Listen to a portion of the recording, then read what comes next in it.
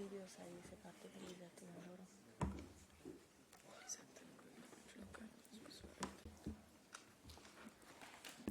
Okay, good afternoon, everybody. I think it's fairly time now. Thank you very much for being with us. I'm really pleased to open this event today with you and to welcome you at the European Economic and Social Committee that is hosting us kindly today.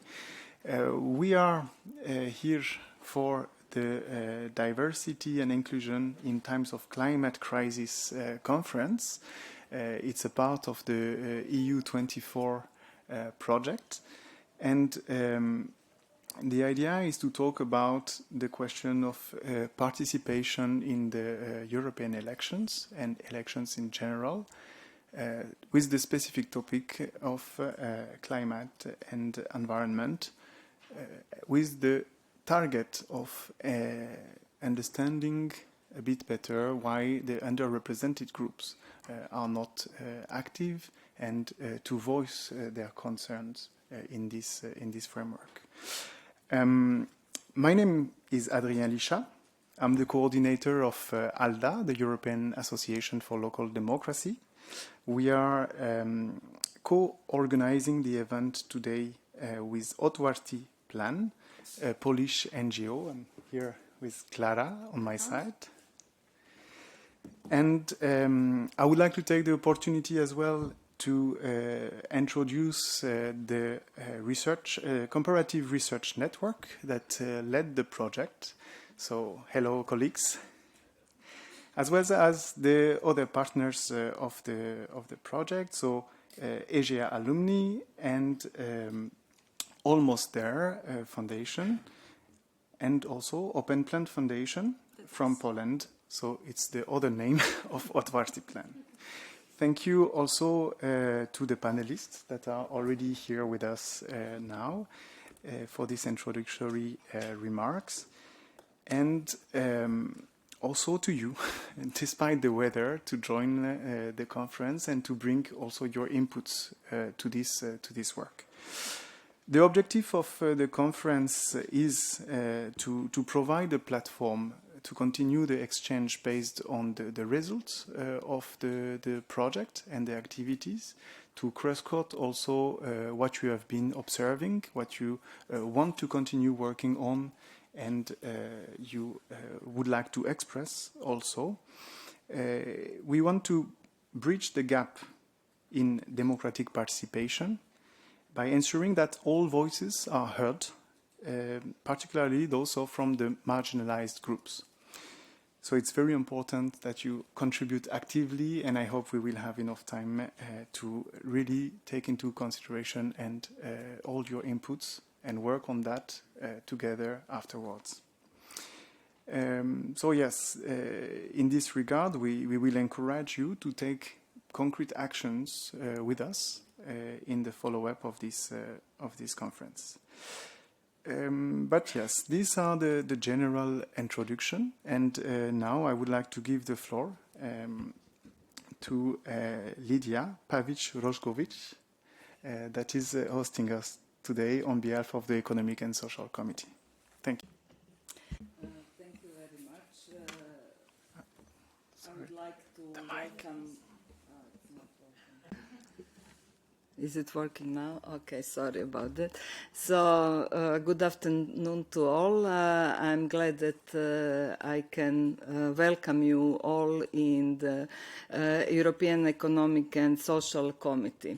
Our body is really deeply committed to promoting inclusive democracy and sustainable development. We are an advisory body to other EU institutions like Parliament, Commission and Council, and we represent various economic and social interest groups. So as such, we have a pivotal role in ensuring that the voice of civil society is heard in the EU policy making.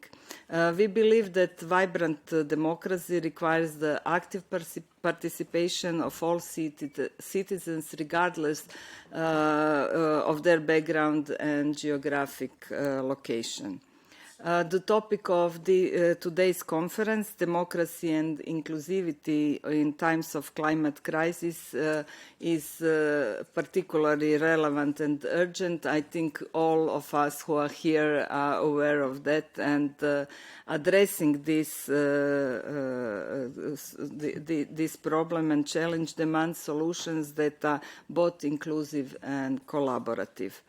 We are promoting and advocating in our work for many years for policies to consider the unique needs of marginalized communities, including youth, women, rural communities, etc. And central to our efforts is the commitment to sustainable development goals, particularly the principle of leaving no one behind. By involving local communities in the development and implementation of climate policies, we can ensure that these policies are not only equitable but also sustainable and impactful. I come from Croatia, and I am director of one NGO named ODRAS, which stands for Sustainable Community Development, and there are exactly issues that we are dealing in our work. So us who are coming to the European Economic and Social Committee also brought with us the voices of civil society in our countries. And now, in the time of after the European election, it's crucial to reflect on how we can continue to promote inclusive democracy. I heard that ALDA plans to have talks with meetings with the newly elected MPs. I think it's very important to inform them and put them on the same track when we talk about climate crisis. Excuse me. Today's event is a very good opportunity to share best practices and explore new methods, because we need new methods, especially for young people who have different needs and habits that let's say, from the past. So let me conclude that we in ESC are really committed to inclusive democracy and fight against climate change. And when we talk about inclusivity, we have some new methods that we adopted recently. One is youth test, so we check through this method that all new policies consider impact of young people and that the perspectives and needs of youth are taken into account. The other is a pilot project that we are just testing, which includes representative of candidate countries, so they are part of process of drafting our opinions, so that their views and interests are also heard and addressed. So I look, and we as a committee, forward to today's talks and dialogue, and to see how we can forward together in the future and do more such projects and organize events to exchange our experiences. Thank you.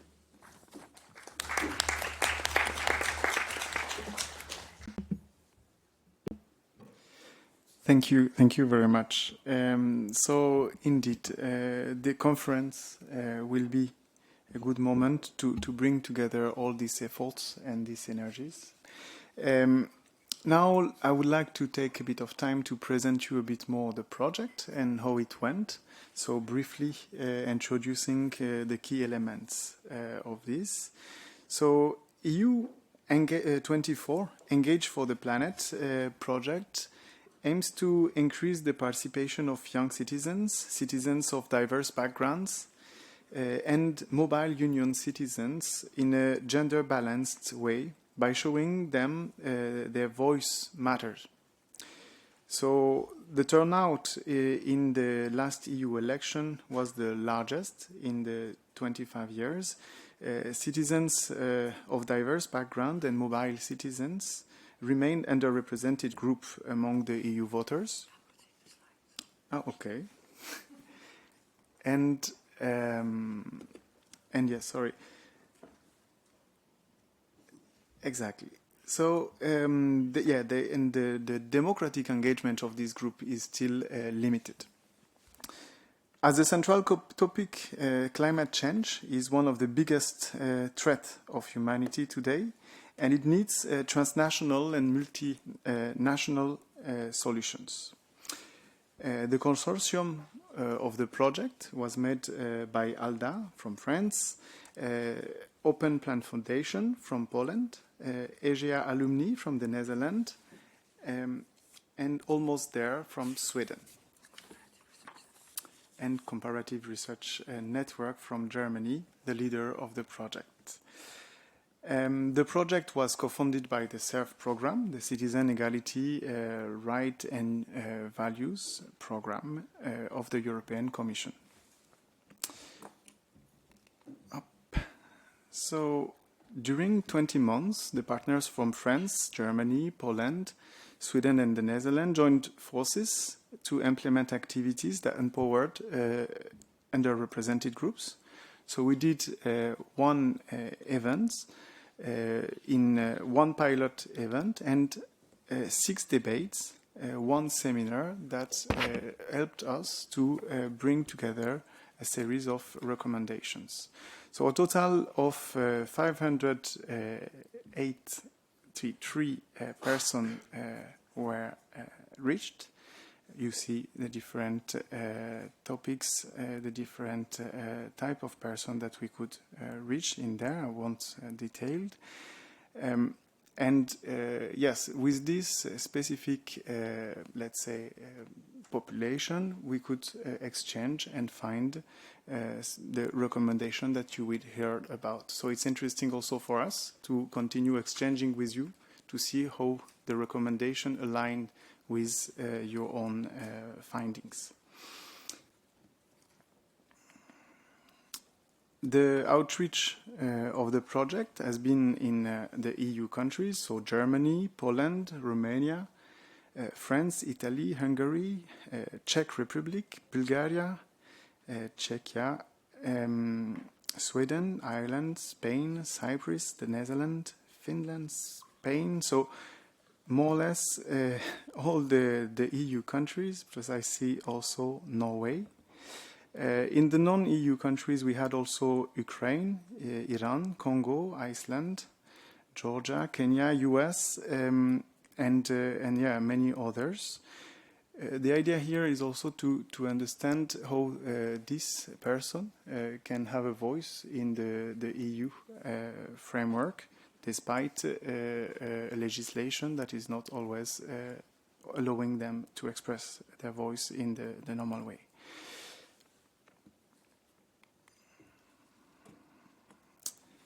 Yes, among the different activities of the project, we also did surveys and articles that helped to understand better the question of participation, and a report on political position on climate crisis in the 5 countries. We had also a report on German parties, European election positions. So trying to analyze also how these parties could position themselves and seeing how it aligns with the groups that were targeted in the project. And then we also did a social media campaign to voice the different public that we targeted, as well as a poster competition in order to also let people express what they wanted to share in this regard. So this is, in short, the projects that we have been working on. Thank you very much for the attention so far. And now I will actually give the floor to my co-host right now to animate the roundtable. Thank you very much.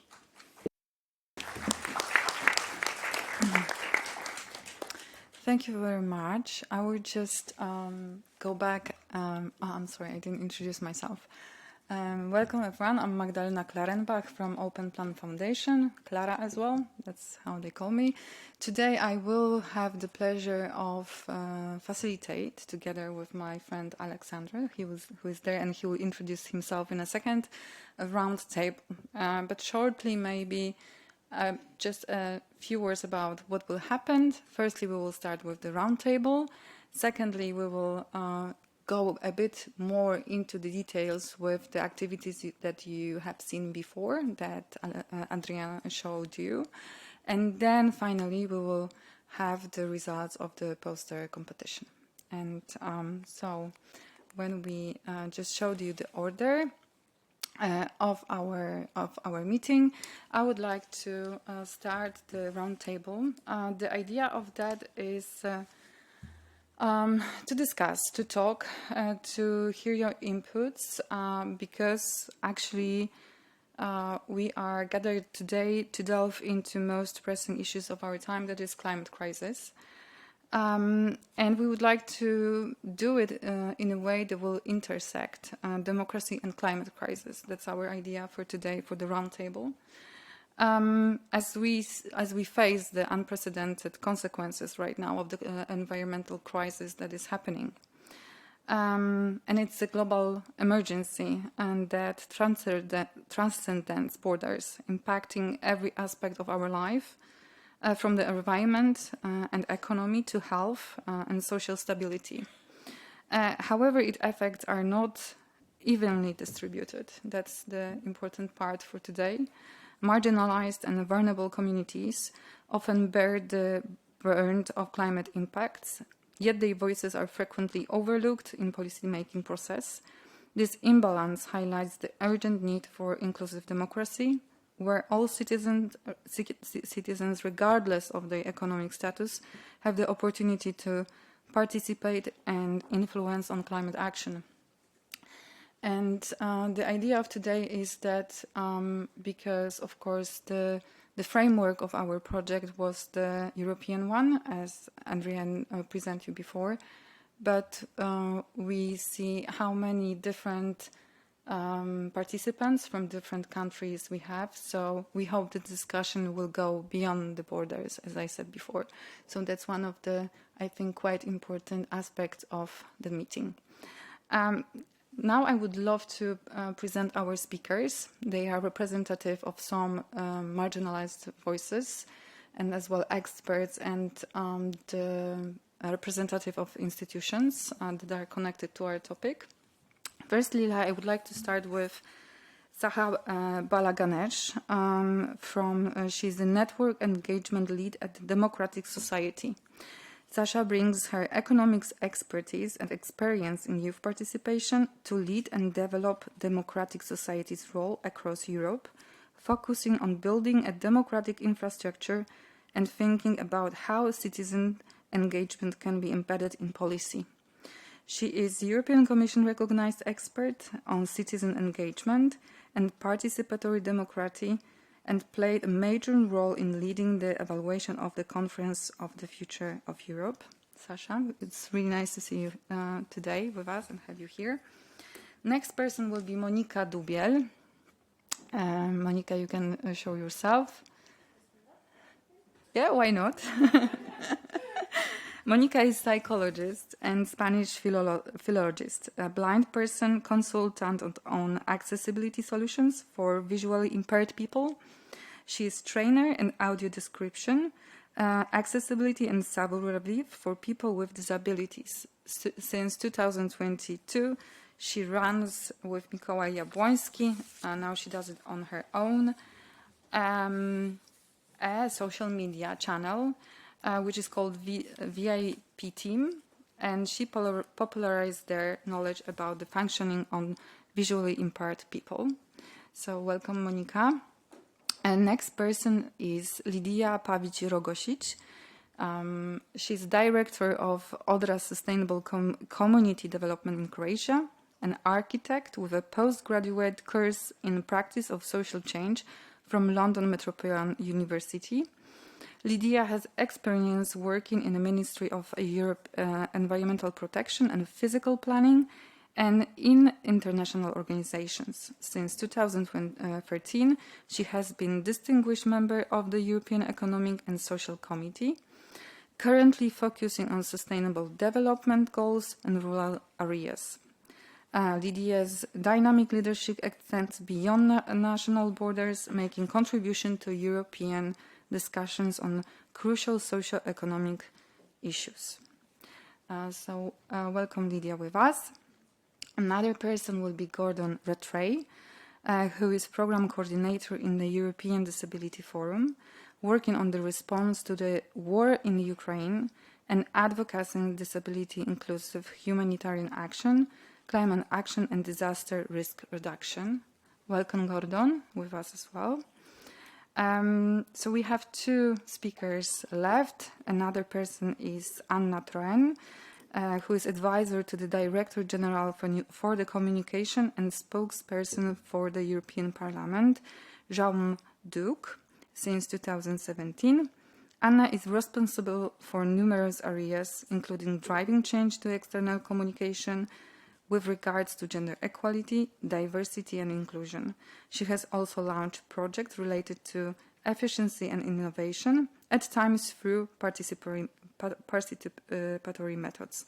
Anna created the internal Digicom Innovation Talks, through which colleagues learn about developments on the area of communication from innovative speakers. Welcome, Anna.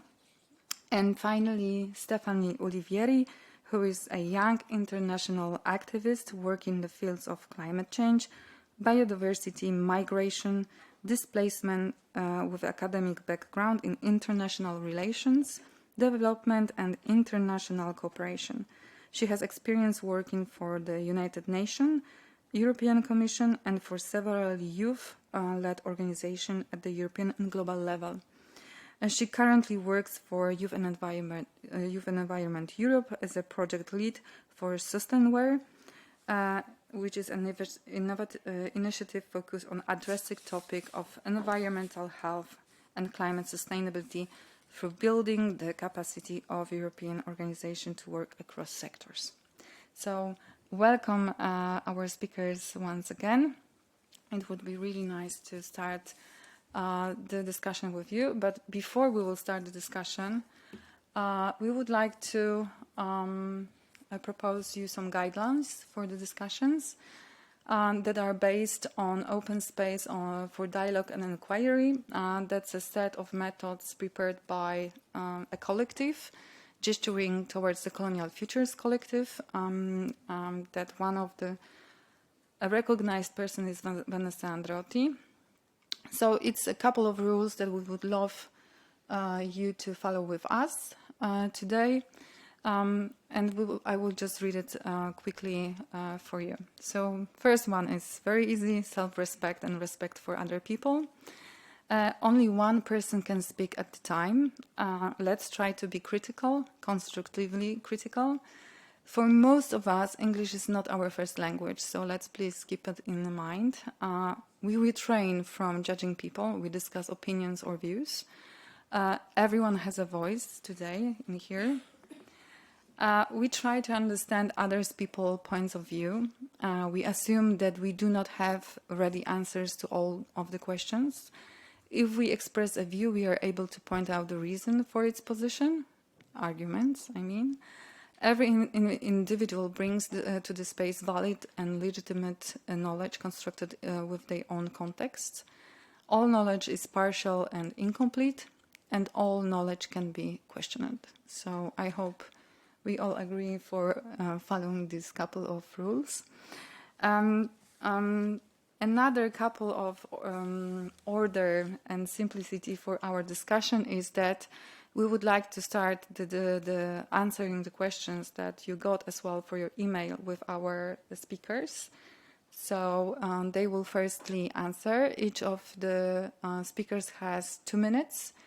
Me and Alexandra will keep the time for you, because we would love to, as much as it's possible for you to have your voice today during our discussions. So after the speakers will have their part, we will ask you for your inputs.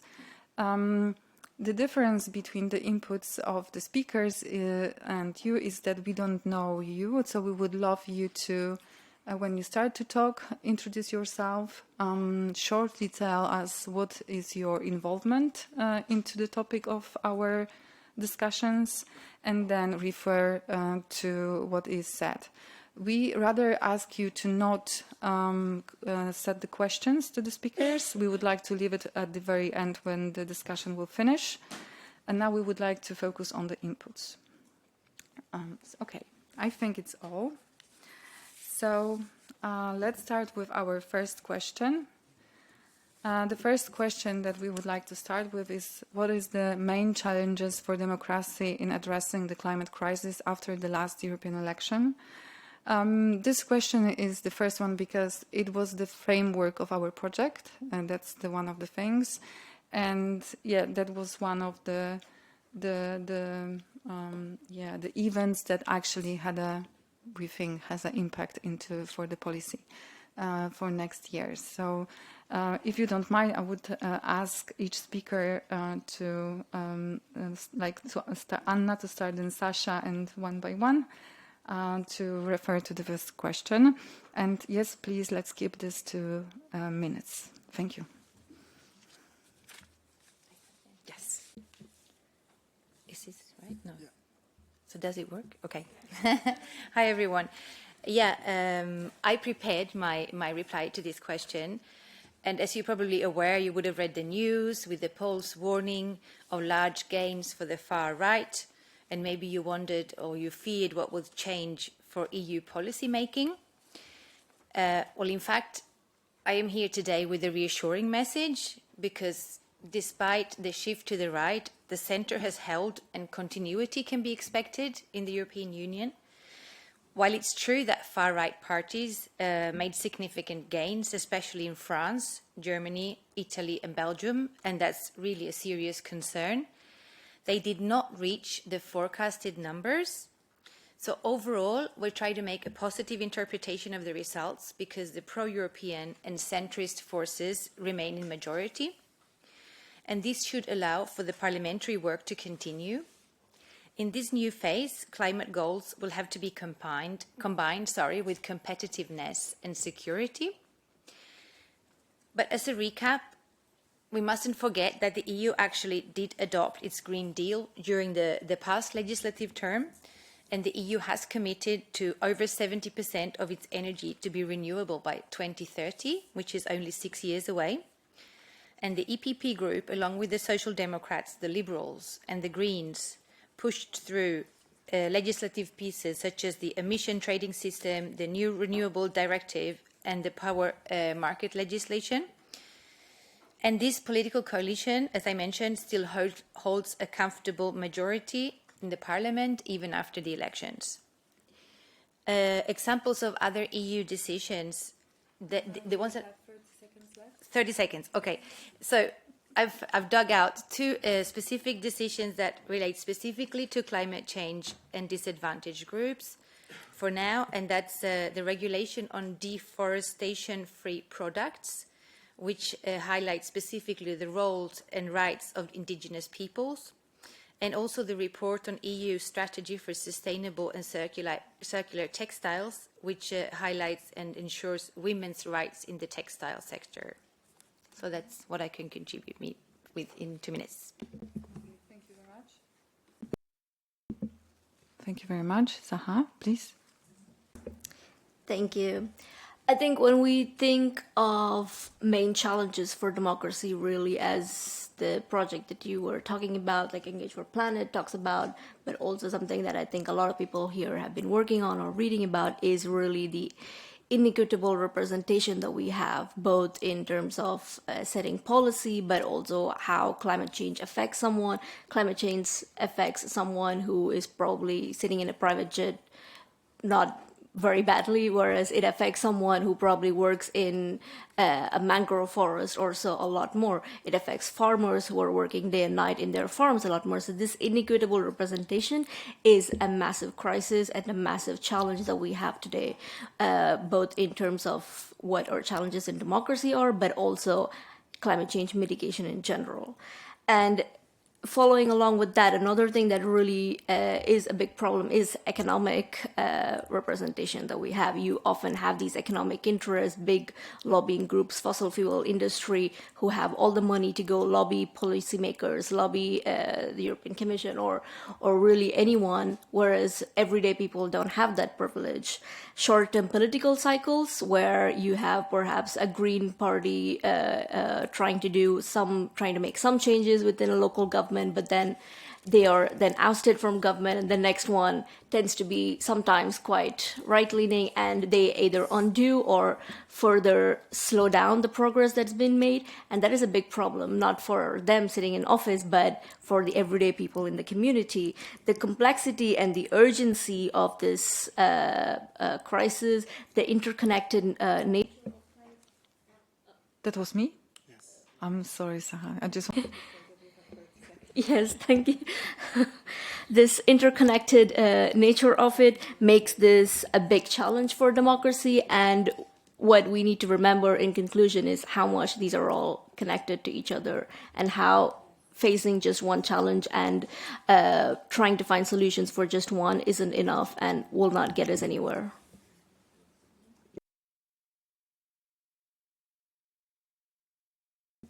Thank you very much, Sahar. Lydia, please. Thank you. I would start with political will and understanding of politicians, why it's important to hear and take into consideration all voices. And also, when we talk about politicians, I think it's important that they have long-term vision, not just these short-term visions of 4 or 5 years. And even if we have ensured some methods or some processes for involving citizens, it's very often that not all voices are heard, especially of youth, marginalized, other vulnerable groups, rural population who has problem with access to services, to transport and so on, and are not in the same position like, for example, people from the urban areas. But also it's some thoughts of people who think, why should I be engaged anyhow? Everything is already decided. I have no saying in that. Nobody will listen, so we have to change that as well. And also, it's a matter when we talk about climate. It's matter of misinformation, disinformation, because we really need well-informed citizens, because climate issues are complex and it can easily lead to polarization and disengagement. So there are other issues as well, challenges, but I will stop here. Thank you. Okay, thank you very much. Stephanie? Thank you and good afternoon, everyone. I think some of the main challenges are, for example, as has been already spoken about, political polarization, but also a huge issue is politicization of topics such as climate change. It seems like as if climate change is only an issue for the left and is only going to affect a certain part of the population, when it's in fact going to affect everyone. So I think this politicization of certain issues, it's quite a big challenge that we need to tackle. And of course, the rise of the far right, which for me, coming from a youth-led organization, is quite worrying to see that so many young voters also voted for the far right, 10% more in France or 11% more in Germany and things like this. And driven by this anti-immigration as well and anti-elite sentiments, and of course we risk deprioritizing climate action in favor of these nationalistic agendas. I think another issue is the limited representation of vulnerable and marginalized voices. So I think there is a fear of rollback of what we have already achieved, of being in these spaces, of not being able so easily to be there anymore, both at the EU plan, I would say, and internationally, and of course possibly slow policy implementation. So I think a lot of people were panicking a bit with the elections. They were like, oh my God, new legislation is not going to pass. No. A lot of things that are important already passed, like the nature restoration law. The issue now is how the member states are going to implement them, because they can take that very slowly or they can do that in a coordinated manner. And I think to end, it would be insufficient public awareness about the long-term efforts of all of these choices that we are making now, and especially having in mind future generations, because it's not about the next 5 years. It's not about I'm discontented with this politician. Now it's about what is going to happen in the next 10, 15, 25, like, you know, because, yeah, so I'll end with that. Thank you very much, Stephanie. Now, Gordon, please. You can hear me now. Good afternoon, and as Stephanie said, I agree with many of the points that have already been stated. Just to state from the beginning that data on persons with disabilities is always difficult to find, rarely exists. What we do know is that in humanitarian crises, the mortality rate of people with disabilities can be up to 4 times that of the rest of the population. So climate change-driven emergency situations have a disproportionate impact on people with disabilities. What we also know, and I'm going to talk some very practical things here about voting, basically. What we also know is that the voice of people with disabilities has not been heard in the recent voting. There's an article in the European Disability Forum website, which went up last week, which showed that 400,000 people with disabilities were unable to vote. There are many reasons for this. One is guardianship, meaning that there is state legislation saying that people with disabilities don't have the right to vote. People would vote in their place. But there are also very many practical barriers, such as voting booths being inaccessible, lack of support, lack of accessible information, poor signage, and the fact that it's not possible to vote secretly. There are good examples which can be built on in some countries where there have been accessible voting procedures. But for me, this is one of the main basic challenges, is to hear the voice of people with disabilities and others from most at-risk communities in the decision-making processes. So I'll stop there. Thank you very much, Gordon. Monica? This?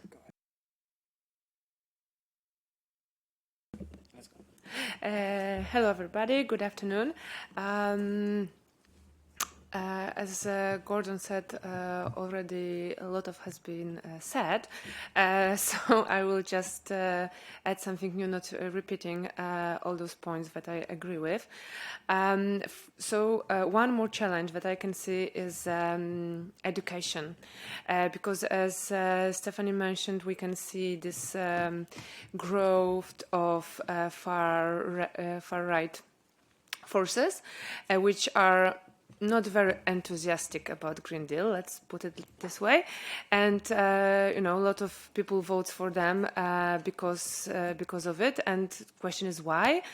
Well, I think because of the lack of knowledge, because a lot of people think, as Stephanie pointed out, that it's very climate crisis is very political issue. It has been politicized, and in fact it's not, because, you know, if there will be a huge climate crisis and we will all die and it will no matter who are you voting for. So it is not related with your political vision of the world. It's something completely unpolitical, but people don't understand it. So from my point of view, education about climate and climate changes and crisis is a very fundamental question that so far failed. And what I would like to stress is that this education about climate, about natural environment, should be really accessible for everybody. And speaking about accessibility, I have in mind, of course, people with disabilities, but also other marginalized groups, like people, for example, who don't speak national language in certain country, or elderly people, or kids, or any other groups which are usually not reached by the mainstream information. So we have to have it in mind that if we do, for example, a poster campaign, it will be inaccessible for blind people, yes? But if we do, for example, if we will talk about it in radio, so deaf people will be excluded. If we give like workshops at school, so we will omit elderly people. If we do some campaigns in big cities, rural community will be excluded. So this education should be really, really created, designed in a very wide way, very inclusive way, on very various, should be very diverse, taking into consideration the diversity of the community that it is directed to. Thank you. Okay, thank you very much, Monika. And now Alexander will ask you and our audience for the inputs. Let's have around 15 minutes for that part because we have to keep the time. So yes, yes. Dear audience, the floor is yours now. Thank you. You heard our speakers. Now what we want to do is to have a conversation rather than a panel lecture, let's say. So let me ask you again our question that you can see on the slides. What are the main challenges for you, for democracy, in addressing the climate crisis after the last European elections? And maybe to explore a little bit on that. Did you vote? Do you feel your voice heard by politicians when it comes to climate crisis? So we want to hear your stories. So please raise your hand if you have a personal experience. Yes?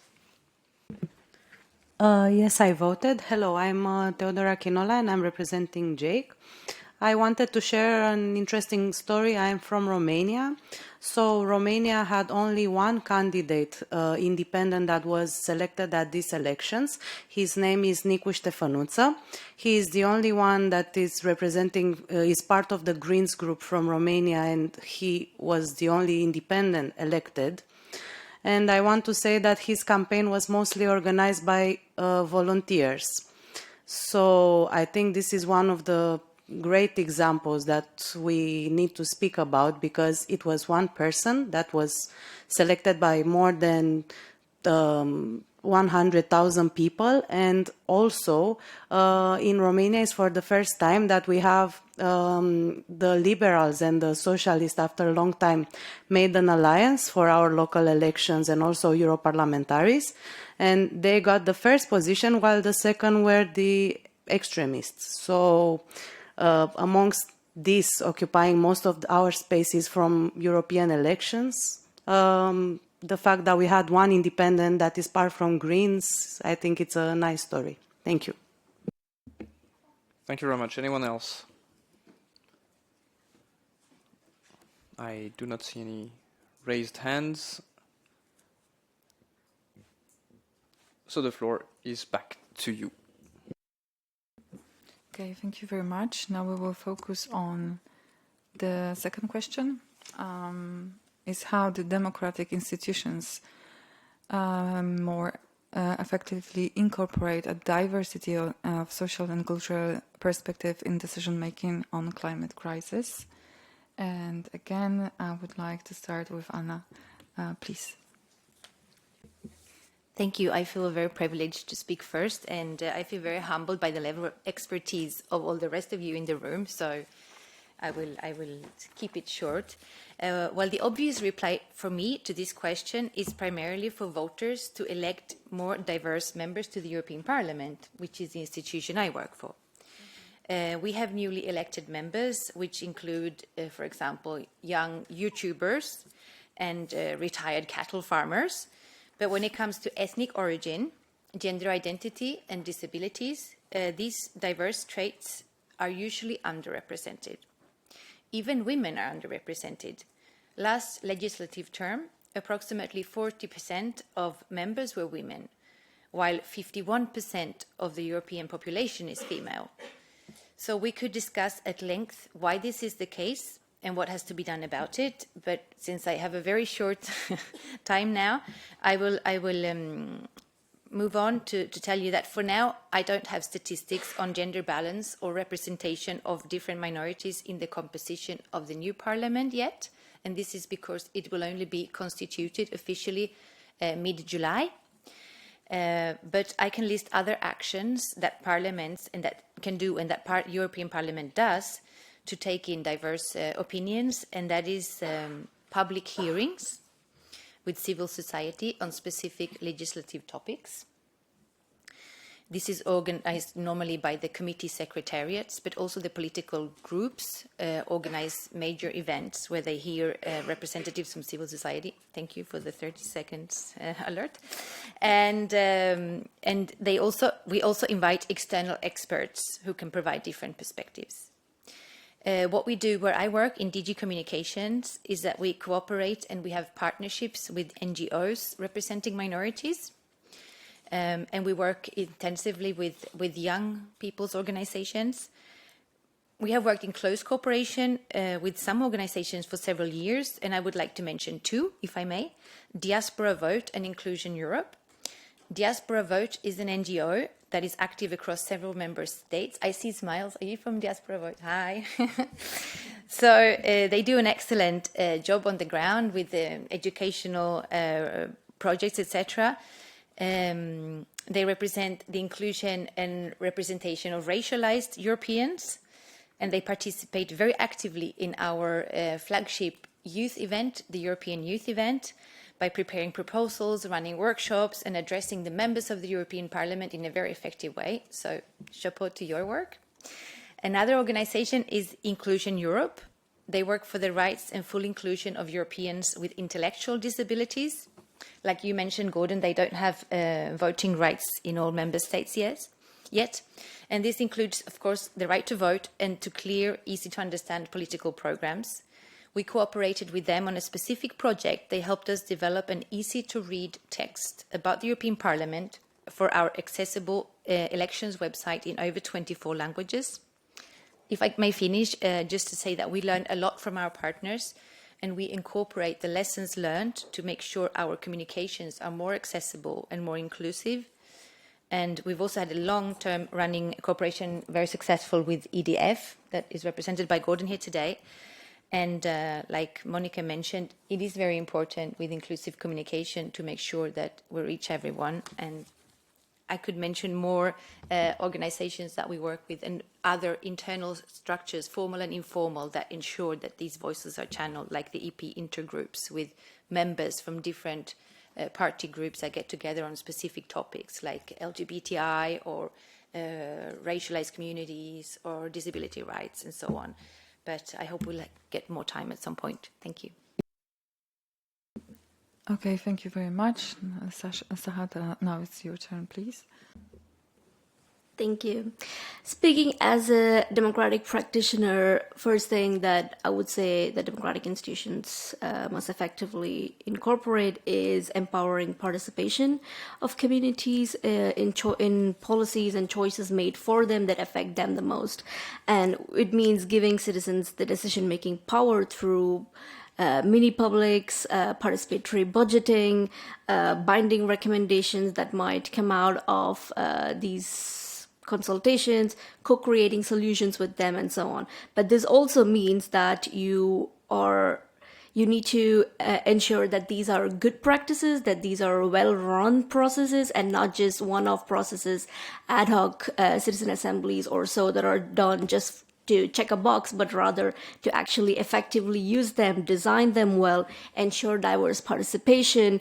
And diverse participation also includes when we often do sortition, for example, it often brings up, let's say, 50% gender diversity or so on, but it doesn't take into account people's abilities. So often people who might be differently able are left out, and racialized minorities are left out. You will see actually my photo in quite a few of the institutions, whereas I was not participating in any way, but they love to show that they are being inclusive, but it's not important to just show it on Instagram, but also actually actively, effectively run these processes that way. So designing inclusive processes is as important as actually enacting policies for them. This will help remove barriers, build trust, and lastly, investing in education, not just with these processes, but in school, in universities, and allowing people to interact with others and exchange culturally, seeing how climate change or different societal challenges affect people different ways based on where they come from, based on their vulnerabilities, and so on, really. Thank you very much, Lydia. The floor.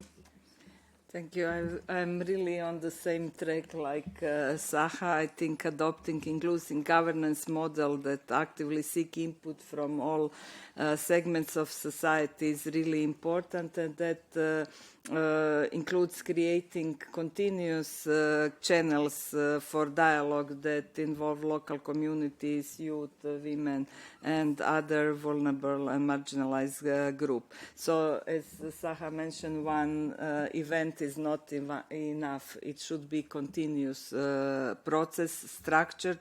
And here I see the contribution of civil society organization and collaboration with public institutions, because civil society organizations have an experience in facilitating and structure such processes.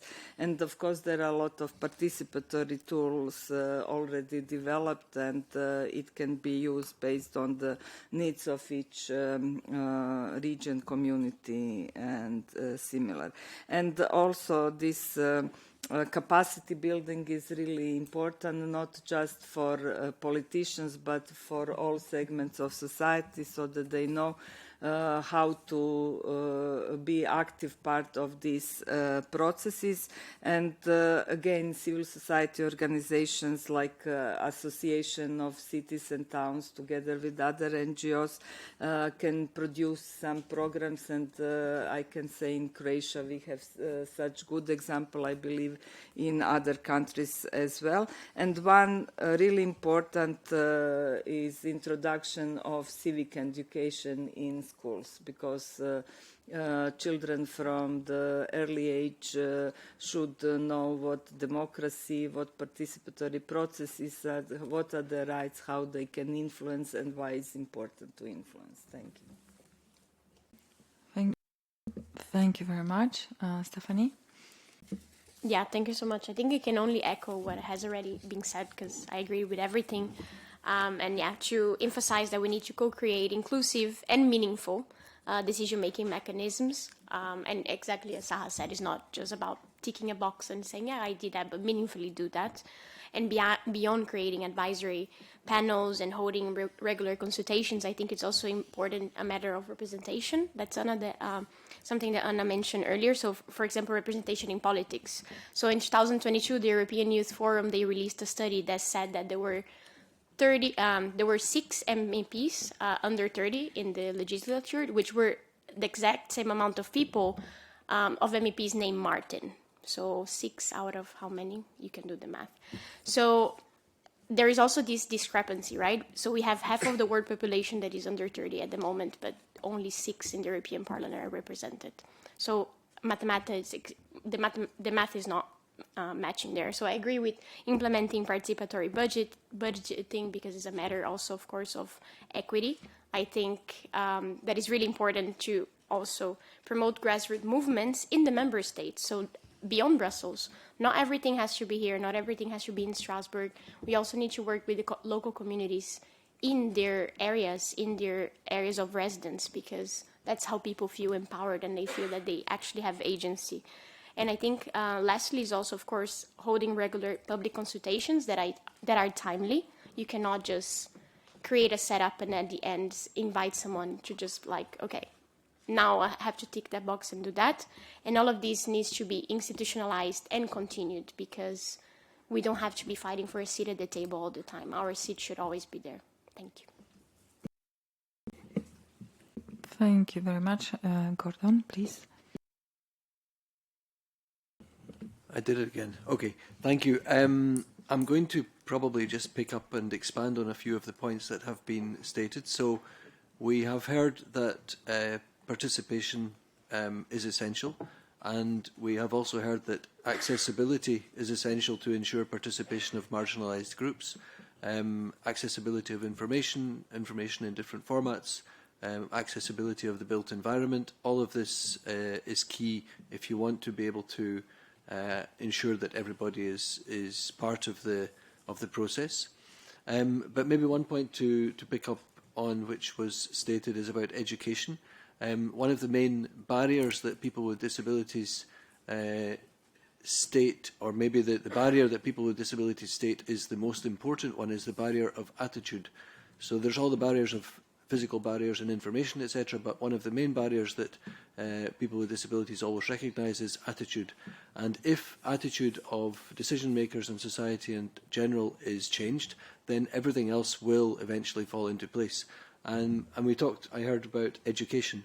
If we have inclusive education, if we have children with disabilities participating in education with their peers from a very young age, then that barrier of attitude will disappear. Within one generation, children who are being educated together with children with disabilities won't have that different attitude, and people with disabilities will face less of that stigma. To pick up on another point, which was about budget, I want to mention that partnerships with organisations of people with disabilities are more and more common, but rarely equal. If you want to have an effective partnership with people with disabilities and their organisations, then that partnership needs to be equal.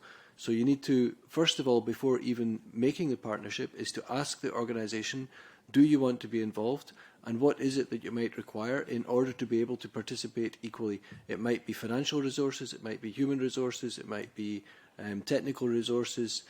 Whatever it is, the organisation will know what they require, and then make sure that those resources are supplied so that the partnership can be equal and will lead to an effective outcome.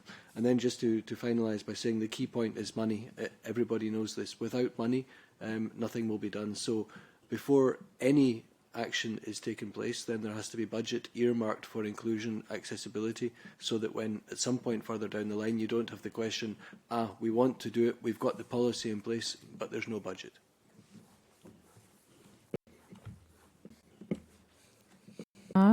Gordon. Monica. Okay. Please, Clara, remind me about the time when it counts. So I think that the most effective way to incorporate diverse perspective in the EU institutions is incorporate more representative of these diverse perspectives. And again, I will use the example of people with disability because it's something that I focus on. So about 27% of European citizens are people with disability.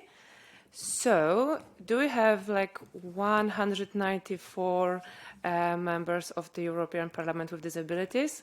Not really. And do we have a lot of employees with disabilities in European institutions? Not really. And why it's so? Because they are inaccessible. And as Gordon said, accessibility is not only about lifts, stairs, and ramps, and so on, not only about architecture, although, of course, architectural barriers are important. Thank you. 1 minute. Okay. But it is also, or sometimes even more, about attitude, about procedures, about digital accessibility. And I would like to briefly quote two examples. One friend of mine who is blind applied for work in European Parliament, and the first stage was to do an online test, and the first task was to take a picture with your ID, and he was supposed to take this picture putting his ID on this in the frame on the screen. And of course, as a blind person, he didn't know where was the frame, so the picture went wrong, and it was rejected, and he was denied the access to the test. So he even couldn't try. Okay, and me myself, yesterday before coming here, I received an email which I was with the safety rules of this meeting, and I was required to sign it like in graphic way using my mouse, and of course I wasn't able to do it, and there was no alternative way to do it. So of course we can blame the people who don't vote for disabled candidates, but if the institution is not accessible, there will be not disabled candidates to vote for. So I think institutions should start thinking about diversity from themselves. Okay, thank you very much, Monika. Now we will refer to the audience.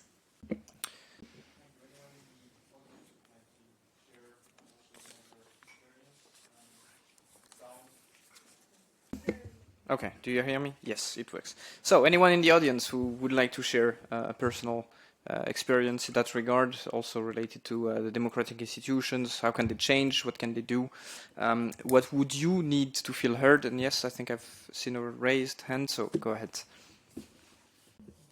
Hello, hello.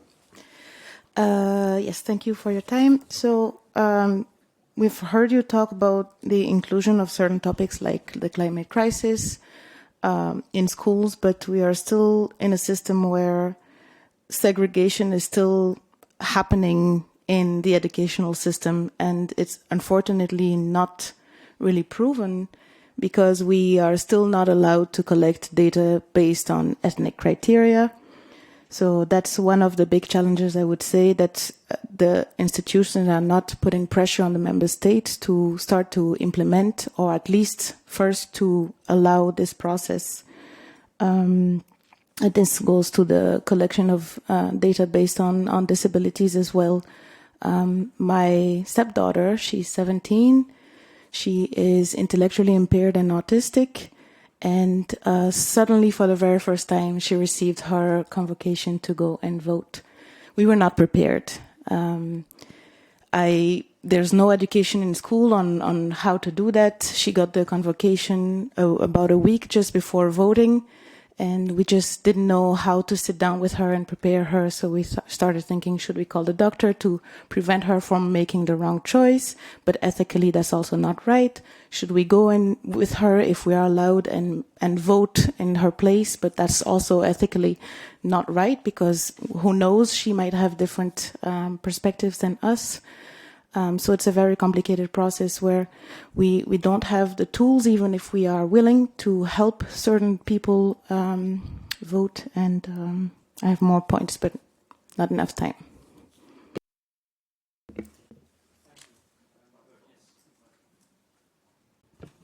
Thank you so much. So I am Mirana Rajou-Harrison, and I am the head of Alefa Diaspora. It's a diaspora organization. I am Malagasy. I come from Madagascar.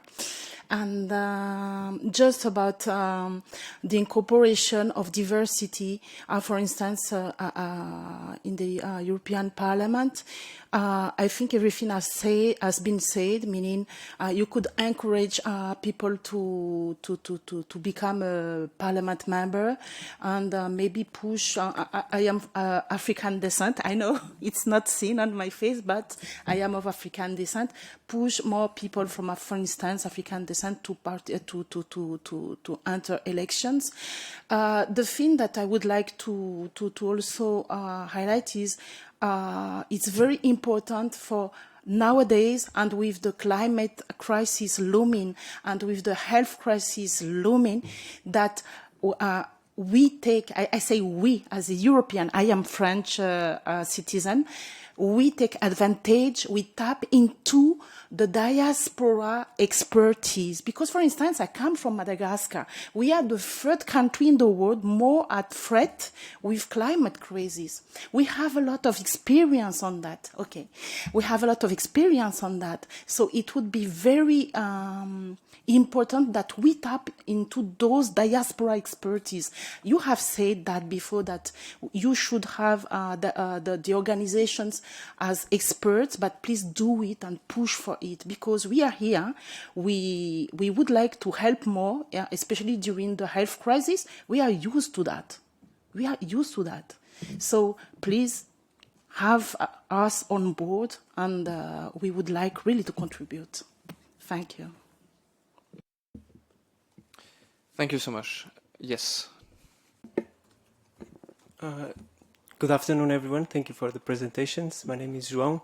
I'm from Portugal, and I work for an organization that works with people with disability. Over the last few weeks, I've been in Germany and Brussels, and actually had the opportunity to have meetings with representatives from different democratic institutions. What I feel is that inclusion is really a buzzword, and everyone is throwing this word around. But then what it means exactly, I'm not so sure it's very coherent across different organizations. And I also feel immediately when I question something, it raises a very defensive posture, because at some point in our lives we were all ableistic or had these colonialistic attitudes. And I feel there's a lot of guilt and a lot of fear in changing that. And the conversation is really superficial most of the times. I feel I didn't get anywhere, and I feel I didn't even have an impact, because there's this, I don't know if it's guilt or fear or something that prevents a real conversation about these topics. And the other thing that I've found is that intersectionality is completely forgotten, because we speak about migrants as if there were no migrants with disability, or if climate change that's affecting rural regions, and people with disability are also there. And of course, my perspective is on disability because I work in this field, but I can see that other minorities are being forgotten probably. Thank you. We'll take one more intervention, please. Hello, my name is Tanya. Thank you so much for this event. I wanted to bring up a topic regarding funding for organizations, because I am personally involved in an international NGO working a lot with youth exchanges and youth trainings. And we have a lot of partners from countries outside of Europe. And it is very difficult for us to find funding for participants from these partner organizations to take part in these youth exchanges and trainings, regarding that this is connected to the budget that you yourself mentioned, that the budget is very important for which topic gets brought up on the agenda, and also that we really need input from people that are right now being very harshly affected by the climate crisis.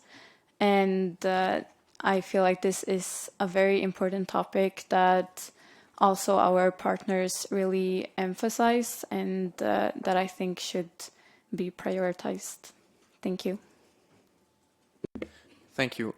We have some more time, so I think we take one last intervention and then we go back to the panel.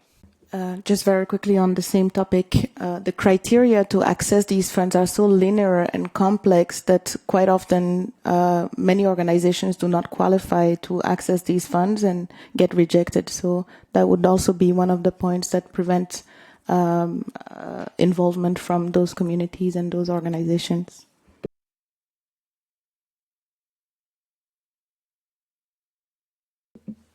Okay, thank you very much for your inputs. Now we will go to our third question, and we would like the speakers to share their practices for involving local communities, because diaspora was mentioned here. So maybe there are other things that we can combine and involve the marginalized groups in decision-making processes in terms of climate action. And Anna, if you could start, of course. Thank you. Yeah, I had prepared a little intervention here, but I think it's a very local, small example, and I think there were very interesting points brought to the table by the audience, so I would prefer to maybe comment that. And, well, I will still mention the little projects. So we have several little projects. For example, when it comes to engaging with local communities, just across the street in the park, there is a museum. It's called the European House, the House of European History, and it's actually part of the European Parliament. So we have a whole museum crew there. And when they were preparing a temporary exhibition on waste management, which was called Throwaway, the curator and her team engaged extensively with the local garbage staff of Brussels city. And actually the whole project brought about major changes in how the museum manages their own waste, whether it's their lunch wrapping or their exhibitions or the idea of having printed brochures or not, and so on. So that's just an example. But I think what came out, that was, there were very, very many interesting things about processes being inaccessible. And for the recruitment and selection processes, I would have to give that feedback to our DG for personnel. And I think it's also EPSO partly, which I understand is lately not so efficient. But that's a little bit outside my mandate. And I think there was also, Zhao had a very important point about conversations somehow being defensive at one point or another, and I agree with you that fear and guilt are very strong drivers, but they are not very constructive or helpful drivers.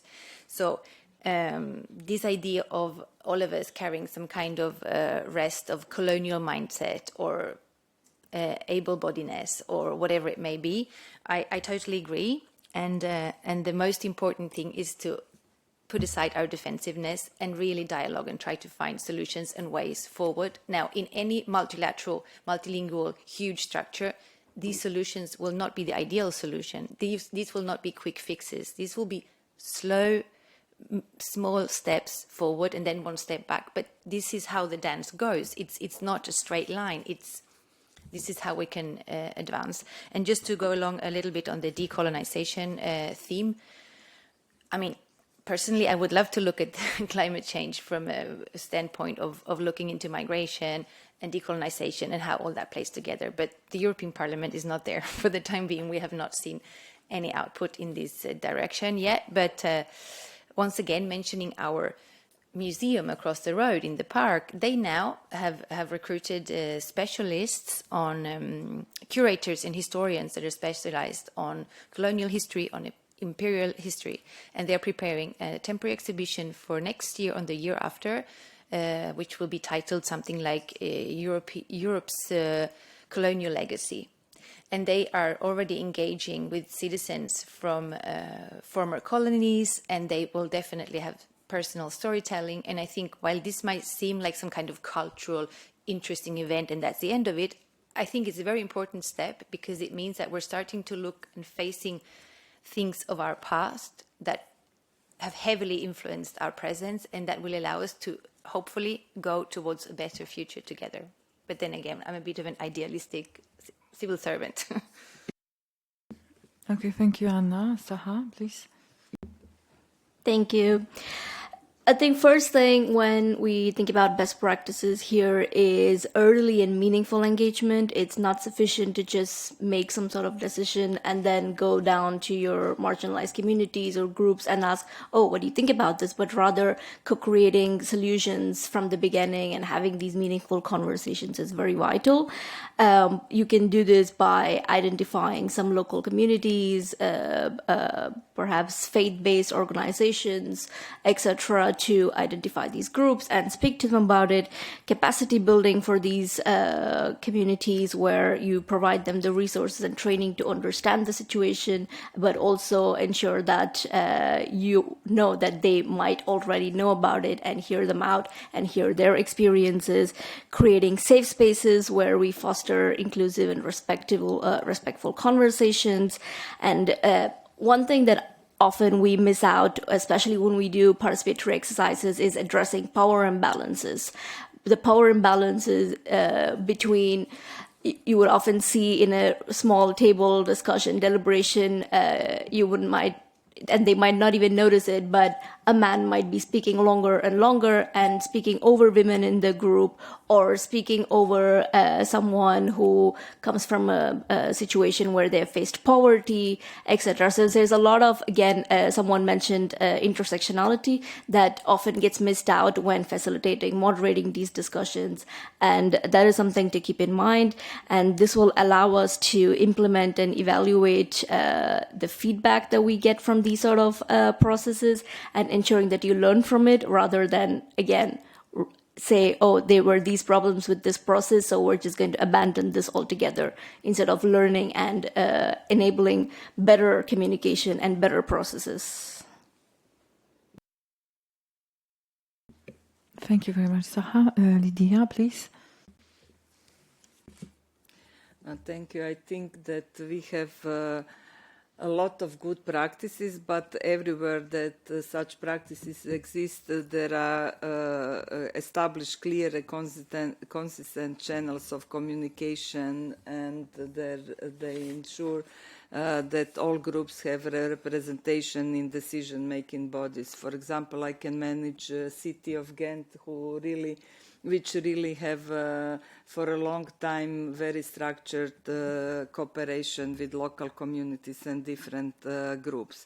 On the broader level, I can mention food policy councils, local action groups, community-led community development, and all those structures bring together diverse stakeholders that from different sectors that jointly discuss issues and challenges and try to find solutions.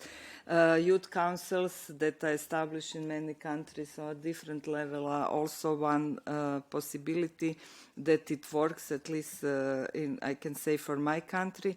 And when we talk about, for example, transport and mobility, there are some new practices that promote public participation. For example, when SAMPs, or Sustainable Urban Mobility Plans, are developed, it's not about how to come from A to B, but how to improve quality of life in these communities.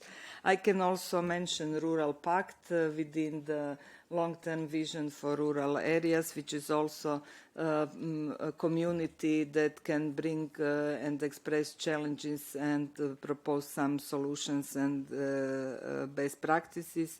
Rural proofing, youth tests, there are all kind of methods that can contribute. And I would again say how important role can have civil society organizations, including social partners, because they work in the field, they know the problems of certain groups, and they know the processes, and they can really contribute to long-term and continuous and impactful engagement. Thank you. Thank you very much, Stephanie. Yeah, thank you so much. I think to just summarize what has been said before, we talked about support to community-led initiatives to promote transparent and accessible communication and tailored educational programs. And I think to exemplify that, I'm going to quickly talk about 3 projects that we at Youth and Environment Europe either led or are leading. So one of them is called EU24 Greens. It's a project that was just recently concluded.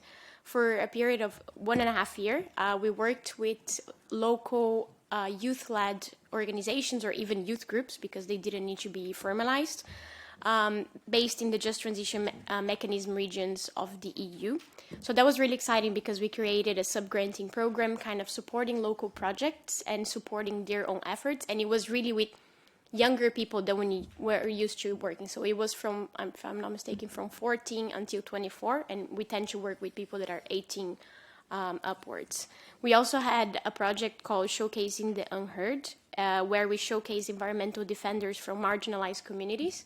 And I think there it's quite interesting to mention how it's even hard for us to reach out to these marginalized communities. For example, which organizations to work long-term with. And I think when it comes to organizational relationship, it's kind of a long-term effort as well. So we are also trying to learn better how to build and work with that.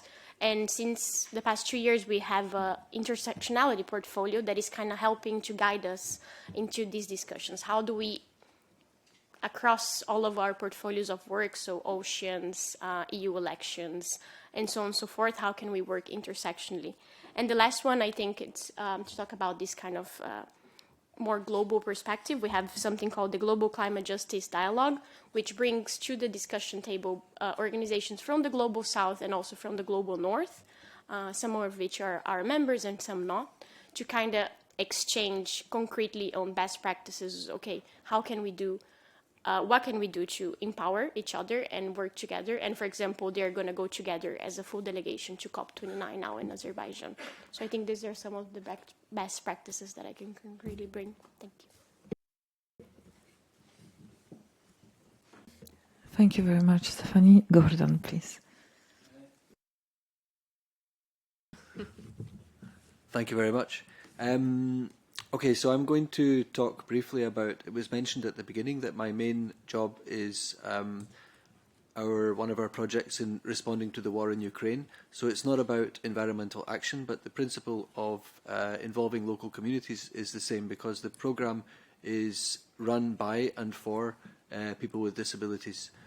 And the way that we work at European Disability Forum is that we have members, partners in Ukraine. We are an umbrella organisation, so we have many members across Europe, but then these two members in Ukraine also are umbrella organisations.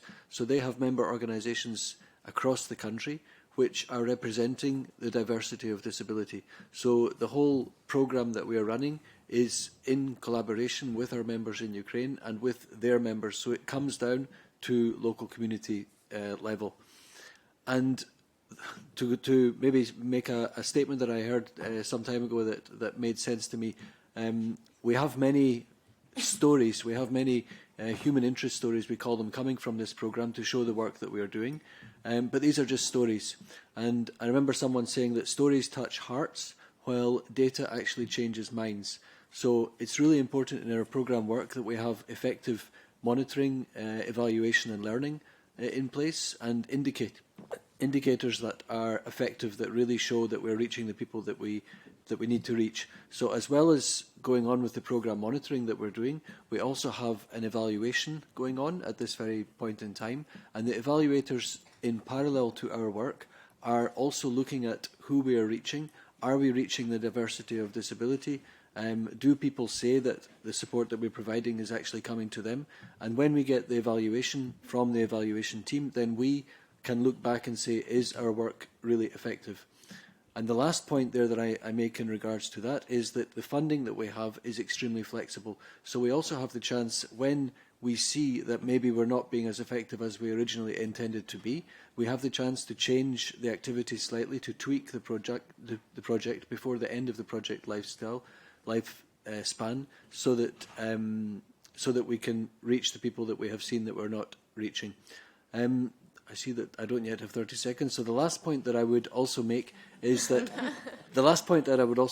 I hear the word vulnerability being used, and vulnerable groups, and I would really try to avoid this word and say that we should talk about people who are more at risk or more marginalised. The reason is because if we use the word vulnerable, especially in regards to people with disabilities, but also many other people, then you imply that these people are innately weak somehow. And this is not only not true, but it also reduces their chance of coming to the table and being part of the decision-making process. So instead of using vulnerable, we really try and use terms like more at risk or more marginalised. Now I stop. Thank you very much, Gordon, for that remark. Monica, please. Okay. So, thank you. Please remind me my time. Okay. Going back to issues of climate crisis and involvement of marginalized groups, I would say that it is again, I will stick to people with disability example, but I believe it refers also to all other marginalized groups. It is important to understand that these groups were marginalized for so long, their voice was not heard, so they are used to this situation. It's not obvious for them to be active. It's not obvious for them to, to speak out, to speak up. So it is important if we would like to involve a representative, for example, of people with disabilities, to go to them, to speak to them, to show up in person. Not, for example, if you are a decision maker, it's not enough to put a poster in the city saying this day will be some consultation, and nobody will show up, and people will be surprised. Okay, and because people with disabilities doesn't have this habit of civil activity, of participation in civil society processes, because they were not included for so long. So this is really big effort to convince them that they should participate, and that their voice is important, and even they might be experts in their own in these issues. Thank you. As it was mentioned, I don't remember, sorry, the name of the person from the diaspora organization. I really appreciate it that there are people who are marginalized, but they are really, really bigger experts than those people who are said to be experts, and it should be appreciated voice of those people. So yeah, this is, in my opinion, this is the best practice to be active, not passive in this involvement to reach these groups. Thank you so much. Now back to you, the audience. So what are the best practices, your best practices, things that you advocate for or that you experience yourself? Then again, yes, please. Good afternoon. My name is Tatiana. I'm originally Bulgarian, but I live for a long time in Belgium, and I represent a non-profit organization called U24 Europe. I would like to share a couple of best practices coming from two projects that we implemented respectively 2 and 1 year ago, thanks to funding from the Erasmus Plus program. And it just so happened that both of them we did with a partner organization in Croatia, which is an amazing country, which you have to visit if you haven't done so. In both cases, we focused on the environment. One of the projects was related to young adults and how they can explore the idea of how to be sustainably friendly tourists. So we brought young adults from Belgium to meet some of their peers in Croatia, and we went to a small city which is not one of the big tourist cities, or it's not well known, and they had to intervene, or not to intervene, but to explore a bit the local communities and the local practices. So, yes, thank you. And my personal understanding is that in the end they used what we all can use, which is the two assets that each one of us has. It's our brains that help us make the choices that we make in living or shopping or where we go, and the other one is our money. Even the modest of budgets that we have, we do choose where to shop and how to use them. So the two things we observed there was that first talking to the restaurateurs, which you can imagine in a summer city, this is a quite substantial local community. Our young people spontaneously started avoiding those, for example, who produce a lot of food waste, who don't care too much about how they sort their garbage. They spontaneously started to visit the beach where they could recycle things, which in that particular small city was only one place. And we took a boat trip where all the tourists on that boat saw how at one point the management of the boat dumped some of their fuel in the sea. And it's not, they did not make a demonstration, but I can tell you that at the moment the captain of the boat had to answer a couple of questions how and why. I don't know if he will continue this practice or he will at least think twice. So these are our examples. Thank you. Yes. Hi, I'm Phil from Ghent European Youth Capital, and first of all I'd like to say thank you to Lydia for mentioning Ghent as a good example of participation in general. At least I think with Ghent European Youth Capital we're trying to put that to another level. And I must say I've heard a lot of good examples of great practices to stimulate participation in general. But going back to the theme of like environmental challenges, I'd like to bring actually on the table more of a challenge than a good practice. And the fact is, how do we bring this theme back on the table if this theme is not as much on the table anymore with young people as it was, like, let's say, pre-COVID times, where this was much more of a theme. And a shift, we saw that COVID triggered a shift to the more individual level of mental health and a couple of other challenges.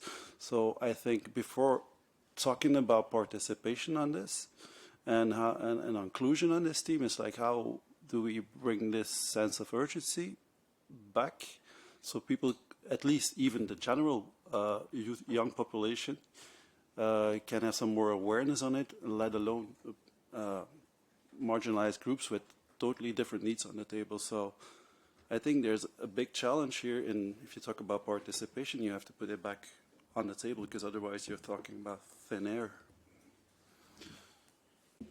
Thank you, sir. Yes, hello. I'm Martin Bartel. I present the Comparative Research Network.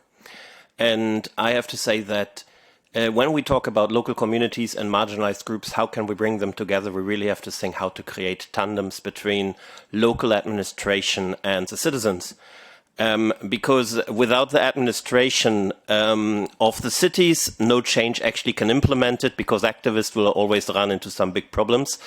And we are actually involved in this. So we create already, also with the help of Kamila, we interfere in the just transition process in a city in Poland of Konin, where we actually brought together young people and local decision makers, where they worked for 2 days, one-to-one, in small groups, on climate issues on the local level. So that means that there was a kind of understanding and trust between the two groups. They suddenly saw, okay, the administrations are not just the guys sitting behind closed doors and making under-designed decisions.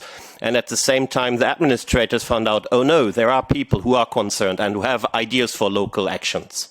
And then the next thing is to create immediately afterwards, not just as tandems, but also to create, even if it's a small action, a really, really quick intervention, which is changing something in the city, leading then to a wider discussion. And it was done, for example, in a small town in East Germany, where they started to just put a bench at a place where there was shadow needed for old people. But that led to a bigger discussion in the city.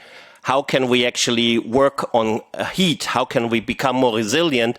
And how can we improve the life of the citizens? But it all started with a 500 euros cost for putting a bench at one spot. And I think this is how we have to go. We have to involve the local citizens directly with the administrations and create a small local coalitions for change. Yes. 1, 2, 3, yeah. So nice to meet you all. I'm Joseph from the Center for European Volunteering. Here, my colleagues also. I want just to say something as he said about the tandems. I think it's very interesting, but I want to give 2 questions to the audience first. So the first one is, have you ever heard about the European Solidarity Corps? Can you raise your hand, please? Okay, thanks. Second question, have you ever participated as a volunteer in this program? Okay, some of you, wonderful. I think the others maybe are host organizations or something like this. So replying to this, I think one good practice can be that one. Like volunteering is a good example on how to start involving people from different communities, from different backgrounds, from different actually nationalities to promote these discussions. He was mentioning about tandem and concrete actions. So yeah, I just wanted to share that in the Center for European Volunteering, we are always promoting to do that, like to put people from different backgrounds, different contexts to do different projects. And speaking about diversity and inclusion, if you know, there are specific funds allocated to support people with different situations for this program. And one of the things that we are adding in this program when we are doing our experiences is to have one meeting, as you mentioned, one-to-one with authorities. So if you are running programs of the European Solidarity Corps, we will invite you to also add in the program one-to-one discussion with policymakers in a local level, because it's not just the perspective of the local citizens, it's also the international perspective of people in this one. So we would like to highlight that this European Solidarity Corps program can be a good example of a best practice to promote these kind of conversations. Thank you. Yes, Valeria. So hello everyone, I'm Valeria from ALDA. And I was thinking about, we are working a lot with ALDA with these best practices and with this idea of involving marginalized communities in the discussion about climate change.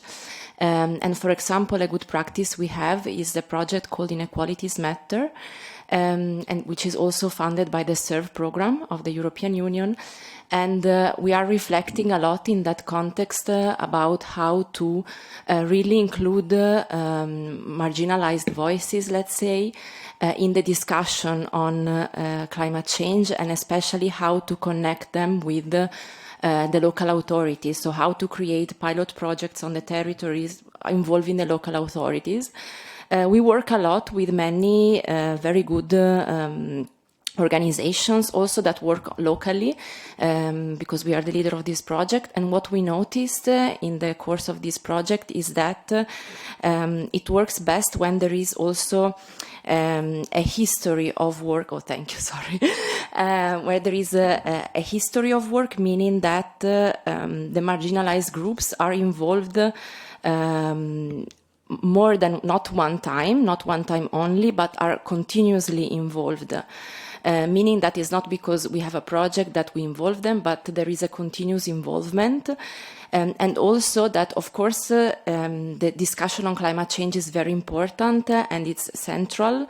But with the local authorities, we need to work also on tackling other struggles they might have, so that they can also focus on climate change. Thank you. Thank you. We're coming towards the end of our allotted time. I propose we take one last intervention, unless there are none, in which case I give the floor back to Clara. Okay, thank you very much. Now we will go to our last question, because our time is running, that we reserved for the roundtable. And the question is, what are the most important opportunities for democracy in context of creating climate policies that are both equitable and effective?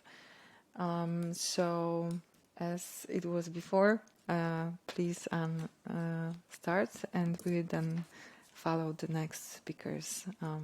Okay, thank you.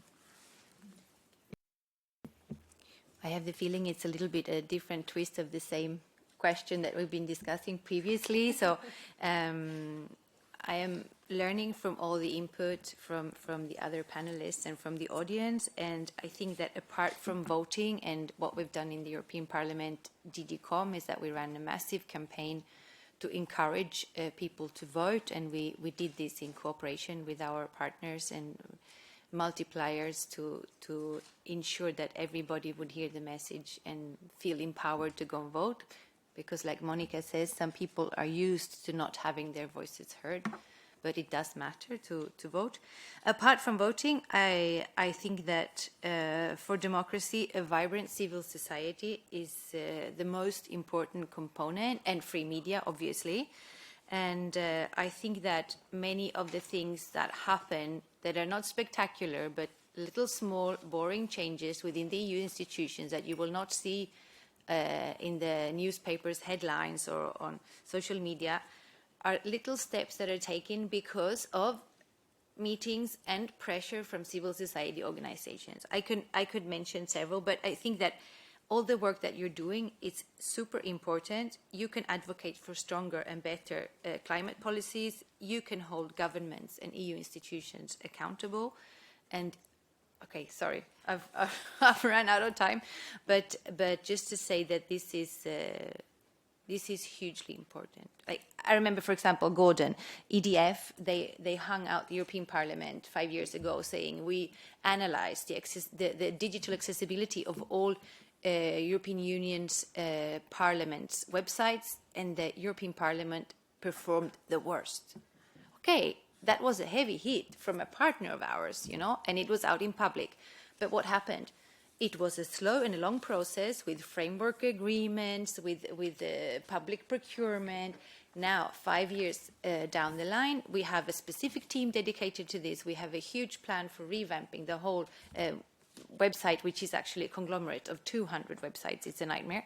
But we have software that is crawling the websites for accessibility. We have manual corrections, automatic corrections. We are working massively on this and in improving, but as said, it's not something spectacular that are sold as a political gain, and it takes time, but I would just encourage you to keep doing this hard work, like being little ants, because it does pay off, and the little steps lead us in the right direction. Thank you, everyone. Thank you very much, Anna. Zaha, please. Thank you. I'll first list a few things that I see are some important opportunities coming up and then go into it.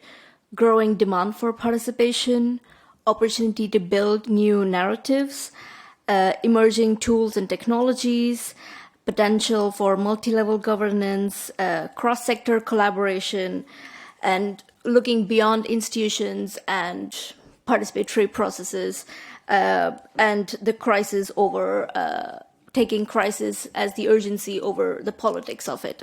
So when we think about the growing demand for participation, there is a lot of public appetite for it. There's a lot of institutional appetite.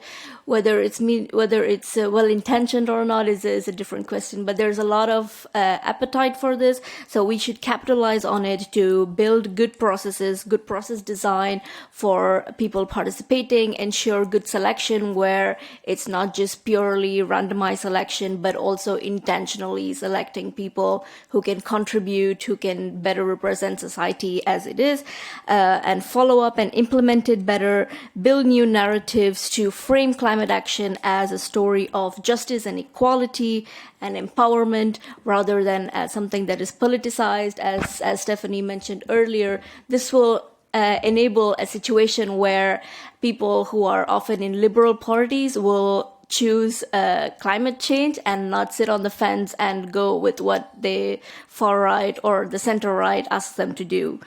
The potential for multi-level governance where cities and regions play a big role, so to capitalize on that and to empower them to do better climate action and instead of stifling their progress locally. And lastly, looking beyond institutions, empowering civil society from both the outside by helping them with capacity building, funding, etc. to run these processes, but also for civil society to look within themselves. I think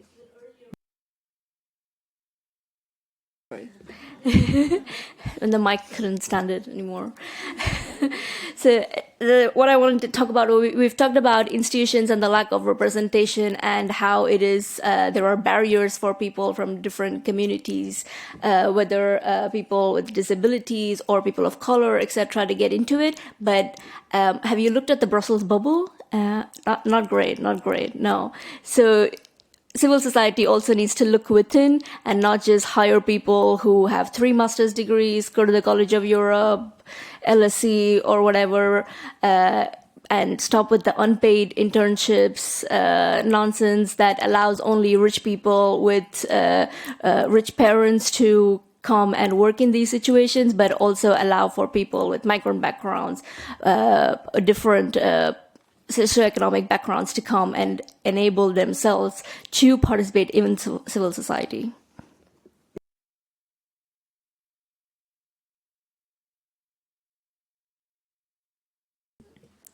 Thank you very much, Saha. Lydia, please. Okay.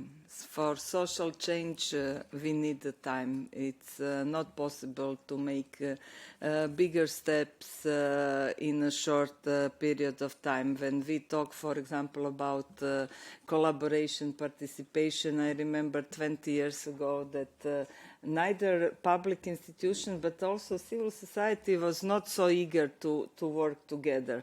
Now you can't, you would not hear such words. I think everybody will say, yes, we need participation. The problem is how to really enforce it and how to really, those people who are saying that believe in it.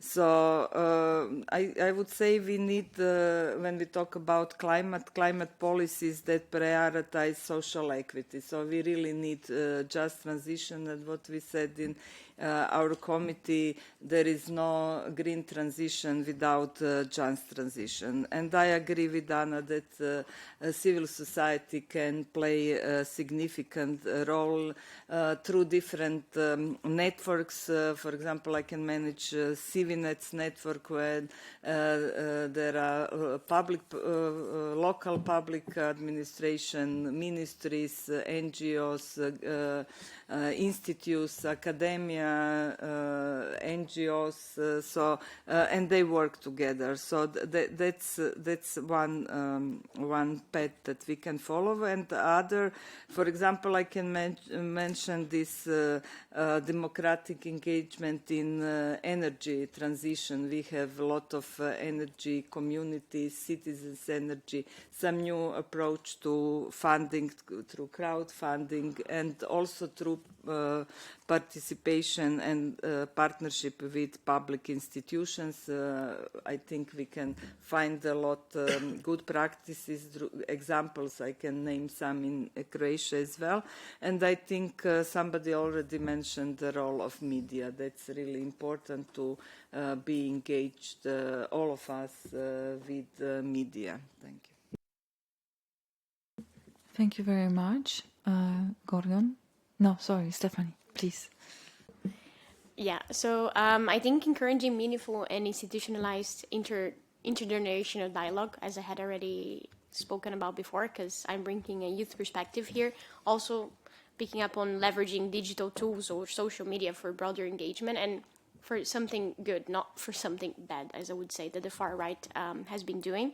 I think supporting, of course, climate justice within policy frameworks that acts out as an umbrella term for all of these types of justice that we need to have in order to have a fair deal. So I think it's about talking, for example, about a green and social deal. So to kind of bring those dimensions together. I think it's very important as well to have transparent decision-making efforts. We need to have an idea of actually what is happening and how it is happening.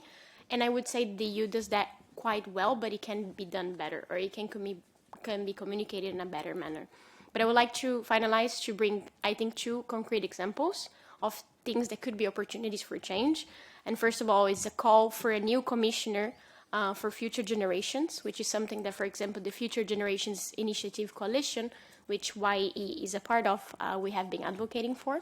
Who knows, we might get a new commissioner focused on that, and they would work across different portfolios, so that would be really exciting.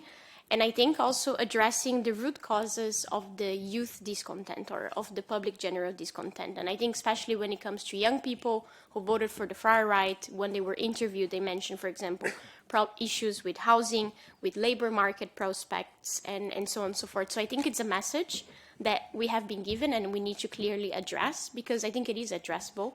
And these issues are very concrete as well. Thank you. Thank you.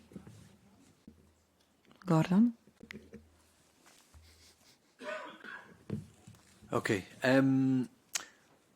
So I'm thinking also about the international level, so beyond local, country and EU level. There is the ongoing negotiations between states facilitated by the UNFCCC, and I would encourage us all to get as involved in that as possible, despite the fact that progress is extremely slow and participation of civil society is really not easy. Very often these COPs, the Conference of Parties, are clearly driven by economic and by economic priorities and not by human rights and civil society requirements. But get involved. There are constituencies specific already existing. There are 9 different constituencies. There's one for women and gender. There's one for youth. There's one for indigenous peoples. There's not one for disability yet, but we're working on it. There is an unofficial disability caucus, and you can contact EDF if you wish to get involved in that. One of the concrete things that you can do is advocate to your government who are negotiating at these summits to make sure that the rights of marginalised groups, including people with disabilities, women, youth, indigenous peoples, are included when the countries go to COP and previous and in the build-up to COPs. I would also say don't reinvent the wheel. There are already existing policies in disaster risk reduction, for example, which are already extremely inclusive and can be applied to the climate context.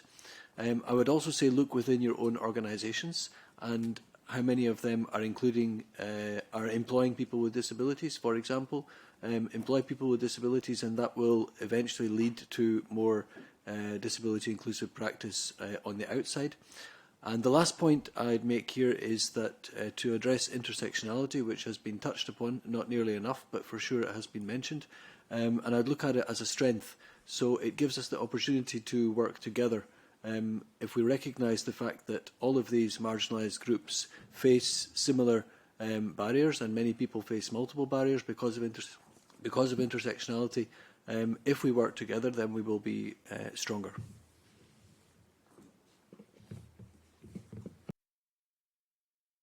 Thank you very much. And Monica, please. Okay, I think I will be very quick because I feel everything was already said. So maybe I will just somehow sum it up. If we think about opportunities of democracy, I think it's important to remember what is democracy about, which is like, you know, government of people, all people, not one man or women and one vision. So we have to listen to all voices and understand those voices and accept what they are saying. And I think it's very simple, but we very often forget about it. When we do some participatory process, like, you know, like local society consultation, for example, what is expressed by the representative of these local communities is left it's not covered by the policymakers anyway. I mean, people are asked about their opinion, and those opinions are written somewhere, but nobody cares about it. So I think this is very, at least in Poland, unfortunately, it's common, and it's very bad practice that disencourage people to you know, civil society practices.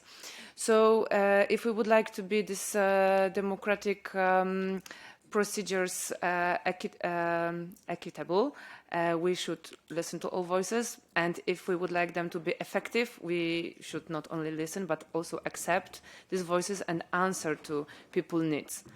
Okay, thank you. So yeah, I think that's it. Thank you. So this is your last occasion for interventions. So yes, please. Yeah, thank you. I'm Gaspar from Diaspora Vote, and one thing I think that may be the most important challenge, but also opportunities for the new European Parliament and European Commission is the effective side of policies.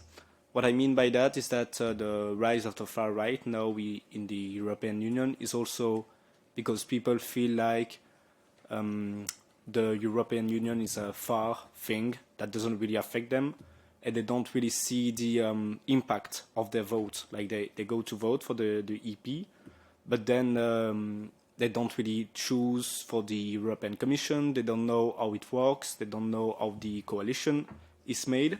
And I think that might be a challenge and an opportunity for the Union. So that might come through education to understand how it works, but also through a change in the way that the European Union work and include citizens and civil society that might need some discussion and maybe treaty change at the European level. I think that's one thing that the new European Parliament and Commission needs to address. Thank you. Thank you. Yeah, please. Thank you so much. My name is Charlotte. I represent the European Pharmaceutical Student Association.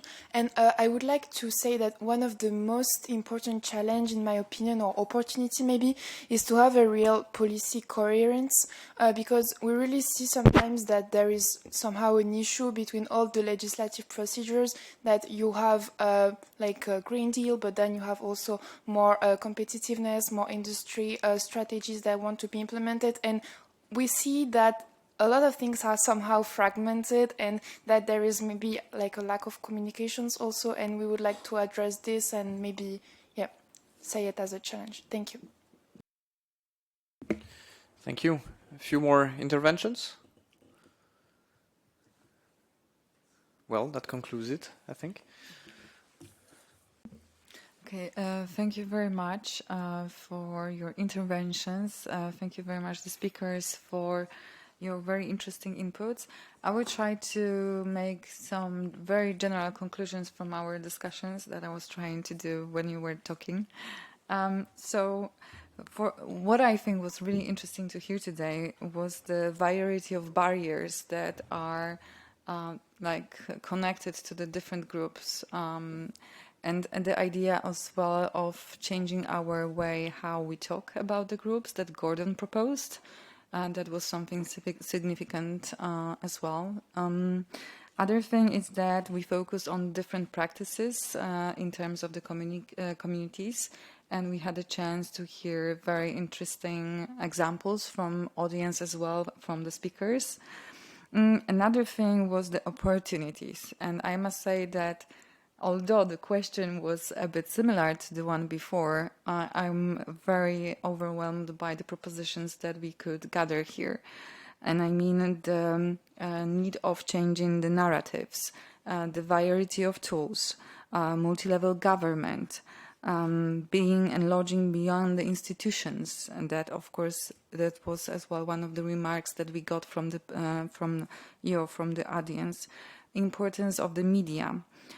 Supporting the climate justice, call for the future commissioner, as well what Stephanie mentioned, addressing the youth discontent, as well what EDF said about the COPs and involvement in the COPs, and as well the addressing the intersectionality. That was the beginning actually of our discussion, to intersect the climate crisis with the marginalized groups, the need of it. So as well, we could hear in your inputs in here, effective side of policies and how to impact that as well.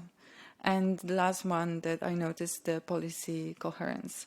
So I can see how many different interesting information and inputs we could take from the discussion today.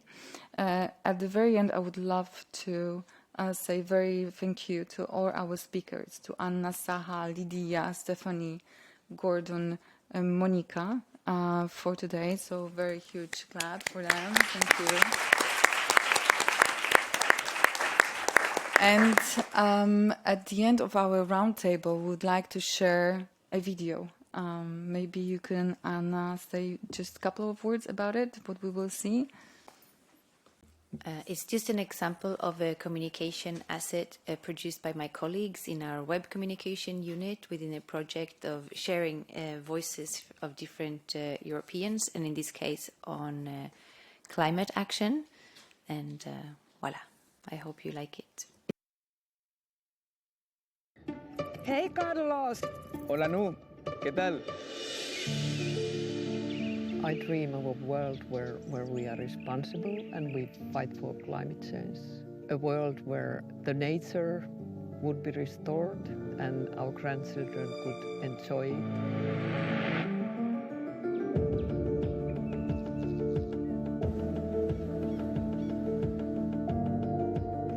It's important for me to tackle climate change because if we don't, there will be nothing else. It's the single biggest threat to humanity, and we will all lose in this fight in the long term.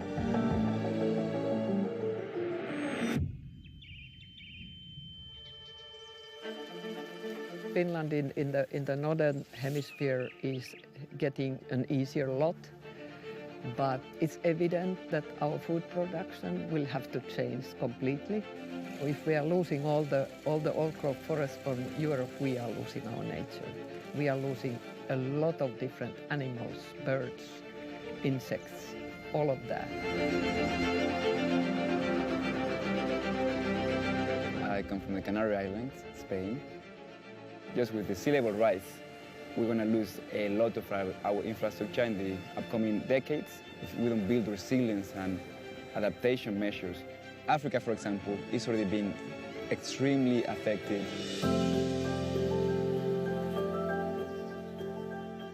With a few of my friends, 12 of us, we founded Activist Grannies. We want to use our, in a way, granny wisdom to talk to the politicians and all the, you know, all the citizens and try to get them understand that we have to do something in order to save this globe. When my parents were young, I don't think that they knew that much about climate change, but the environmental issue has always been there.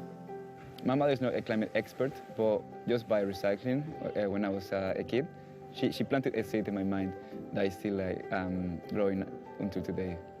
Now I am trying to have an incidence at the global level, and yeah, I just founded the Global Shapers as Palmas. We're working on environmental protection, cleaning beaches, potentially delivering talks on education for sustainable development, migration. You know, most important thing that I do is being a climate activist. We lobby politicians a lot. We talk with them. We write blog posts. We organize happenings and meetings. And we also collaborate with other climate activists. The EU is usually portrayed as an ambitious region or group of countries taking action, and in many ways it is. However, climate change is global, and I think that we really lack more ambition when it comes to, for example, climate justice. I think that the politicians in member countries are focused to short-term decisions because they are easier to explain for the voters. So EU is very critical and very important.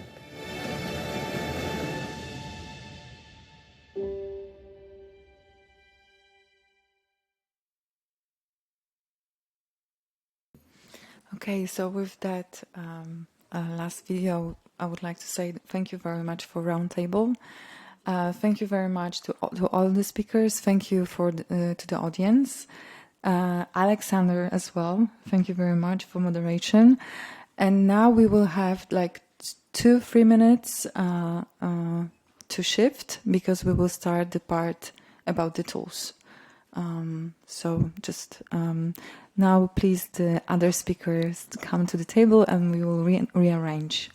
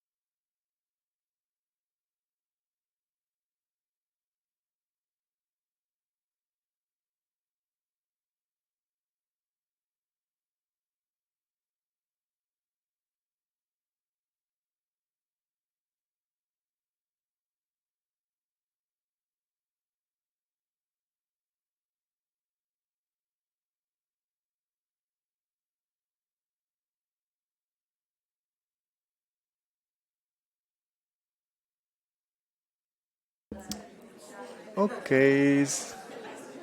So, dear participants, I will invite you slowly to take your seat back. Thank you very much for staying with us, despite the slight delay that we are already facing. It has been a very interesting conversation so far and a lot of food for thought. So we will be very happy to continue exchanging on that in the networking moment. I think as ALDA, but I think other partners, we would be very happy also to take on board the different recommendations we heard, because they were very important. And also, we want to be a part of this work where NGOs are taking stock about this recommendation to improve themselves and improve our practices. So, without further ado, I will invite the different partners of the network of the project to present the different elements, and starting with Francesca Olivier, that will from Almost There, that will present the inclusive public event. Francesca. Yes. Okay. Yes. Hello, everybody. The entire project was inspired and followed the principle of inclusion for.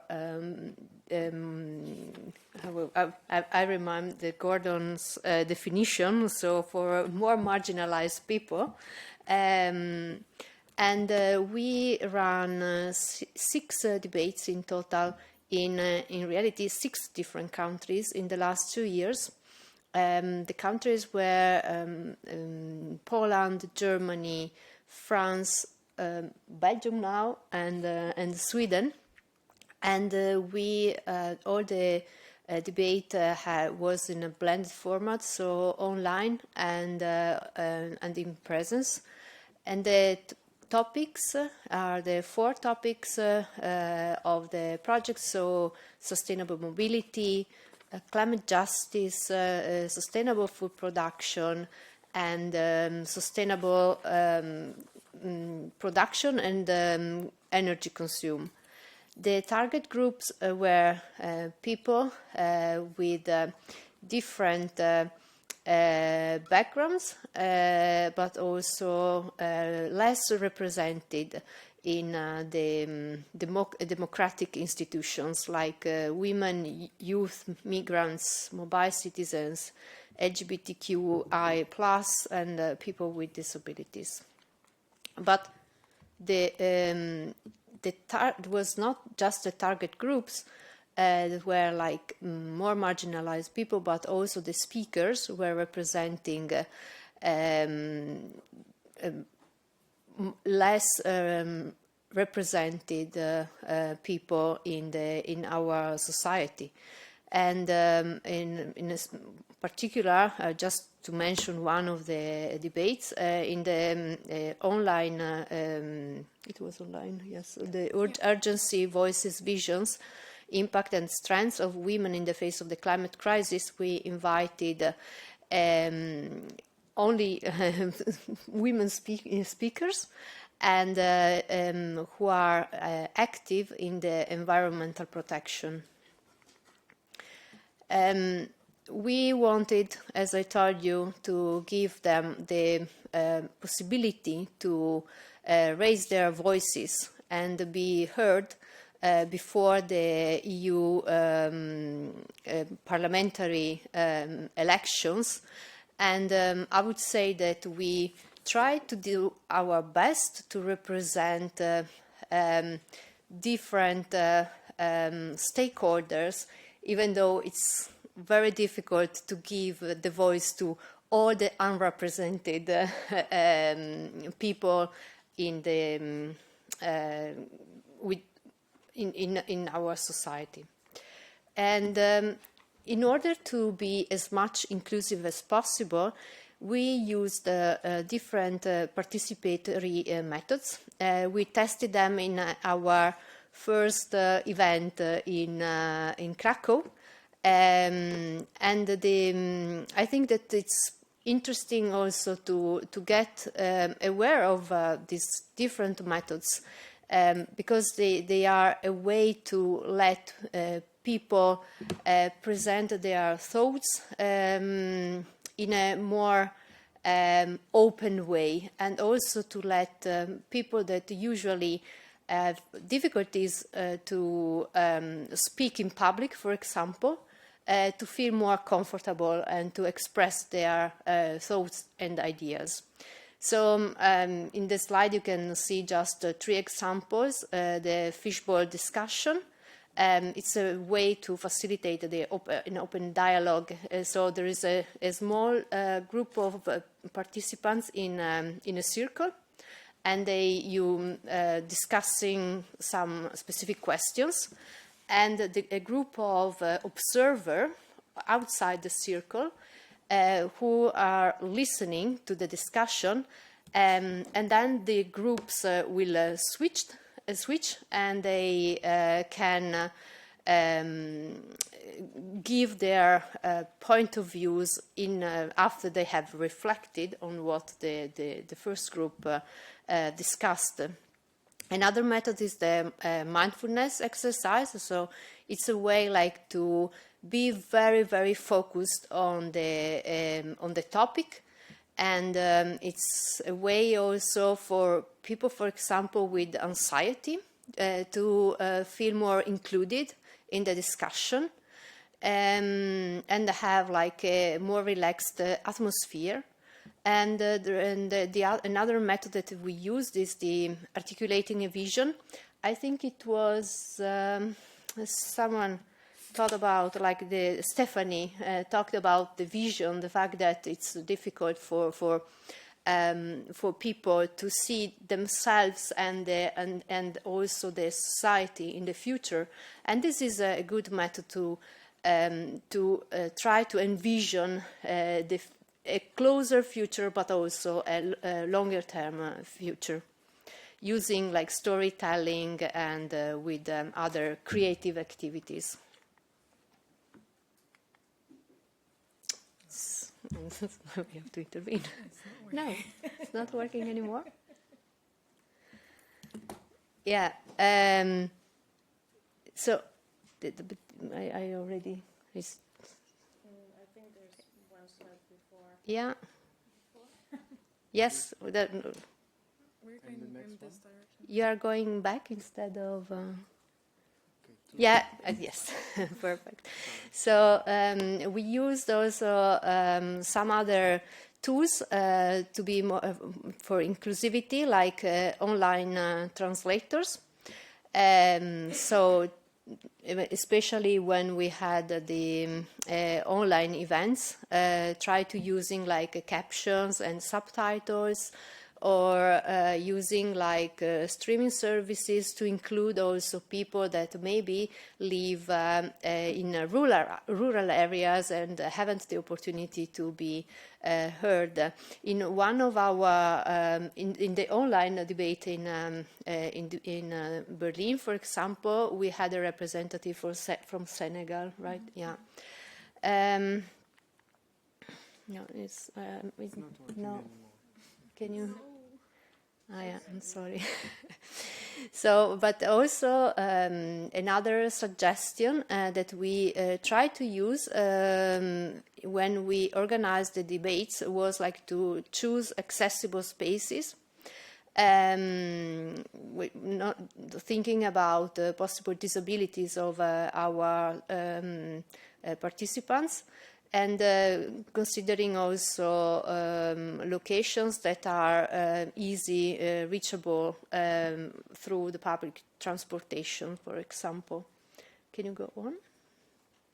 Yeah, I mean, in general, I think that we tried to succeed in to be as much inclusive as possible, and the aim and the scope of the debates were also to try to define some policy recommendations, and you will find all the policy recommendations. It's a long list of policy recommendations. So it will be on our website, but I want just to mention some of the policy recommendations more connected to the inclusion. So, for example, to implement urban policies that promote sustainable living and reduce the environmental impact of cities, engage diverse groups in climate actions, empower youth to participate in political life through education and through community activities. Yeah, so this was my intervention. Thank you very much. Yeah, and now, as you can see, we give the floor to Maxine and Camila for the presentation of the inclusive online tools. The floor is yours. Let's try with the pointer so you can manage it or not. So now the colleagues at the desk will handle it for you. It will speak to one. Okay. Hi guys and girls and non-binaries. So I'm Maxine, this is Camila, and we've been running the project from Syrian side, and one of our responsibility was to develop the online democracy platform. So you want to present it? Yeah, I can tell you a bit more about it. First of all, let's say that I think it's a tool that maybe might be interesting for a lot of smaller organizations, smaller NGOs, people who just want to connect with other organizations. So I'm just looking at everyone. It took us a really long time to collect the needs. So to really, we spoke a lot with our partners and discussed this, because all of us have experiences and or have some ideas how such things such tools should look like, or what we need, what we expect from such tools. So we were really discussing this a lot, and all the insights we gathered from our partners and from our own experiences. Later we tried to translate into this tool to make this first prototype, to have all the technical requirements and make everything work and test it to finally have this finished product, working platform. And I think the biggest challenge was to, let me see if I'm jumping to a next slide. No, not yet. To make it as simple as possible, so that everybody can use it, that you don't need an IT degree to use a platform, and that it just requires few simple steps and everybody can just use it. But then in the same time to include as many requirements or as many things that we know should be there. Next slide. Yep. Okay. I can go. No, I can. Okay. So basically, you have many things on the platform, but three main sections. One of them is the events, which is a resource where we put all our upcoming events and events related to climate crisis. Democracy as well. Mm-hmm. All related topics. So it's open to a lot of different topics. Mm-hmm. We also understood that there was a need for news that would be gathered at the same place. So we have also a news space on our platform that is accessible. Yeah, and which is not only news, but also resources. So you can basically download stuff from there. So everything that we prepared, like the reports that were presented at the very beginning and all the materials about the parties and their positions and so on, you can go there and download it from there. And you can also post your own things there. If you want it to be accessible to others, you can also post your own things there. And the last important part of the platform is the forum.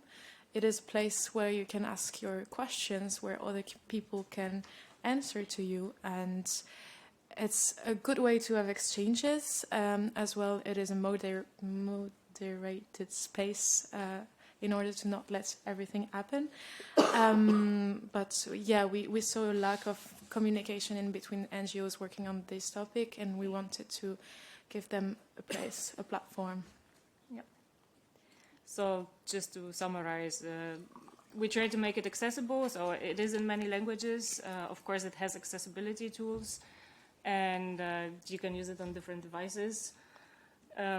It's easy, as I said, it has a very simple structure, and there's additionally a user guide. And of course, it's free for all, and everyone can contribute to it. It's also, as Maxine said, moderated, and we try to also update it, and we try to improve it. So if you use it and you give us feedback, we'll try to include whatever you need. Yeah, and yeah, and alongside the democracy platform, we wrote a guide. We try to compile as many resources and best practices as possible on e-democracy tools online. So this is also freely accessible on our platform. And there are also some instructions as to how to organize online debates so that they're as smooth as possible, or blended debates, because sometimes it can be very tricky, and we experienced it. And as well, into this online democracy guide, you can find all the guidance required to navigate onto our platform. Yeah, and you can see all the things that are covered in terms of best practices on the left, so decision-making, citizen participation. We really try to put all existing e-democracy tools all together. Yeah. But it's possible to add more. Again, if you have suggestions, we're here. Mm-hmm. Thank you. I think that's it. That's it for us.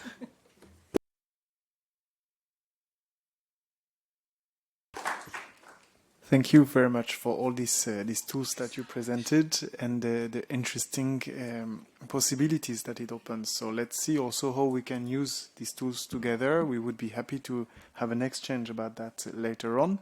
And now I will give the floor to our colleagues, Lisette Lopez, that is from ALDA, that is online, well connected apparently, and that will present the inclusive social media campaign.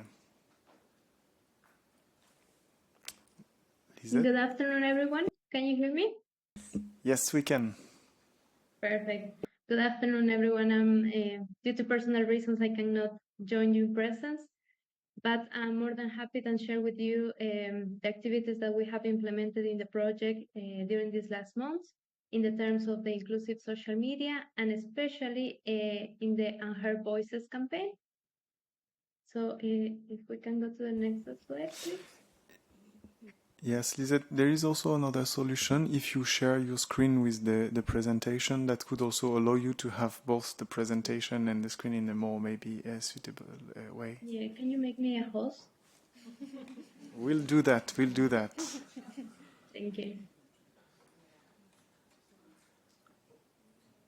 If too complicated, we give up on this idea, but we can give a little bit of time so you can even choose the path of your presentation. Yeah, for sure. Should be working now? Yeah. Okay. So you should be seeing my screen now. Wonderful.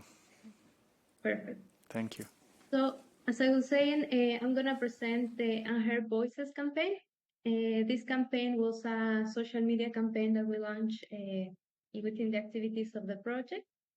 And to give you a brief overview of what the campaign was, this campaign aimed to amplify the often unseen and unheard narratives of marginalized communities in the context of the upcoming European elections.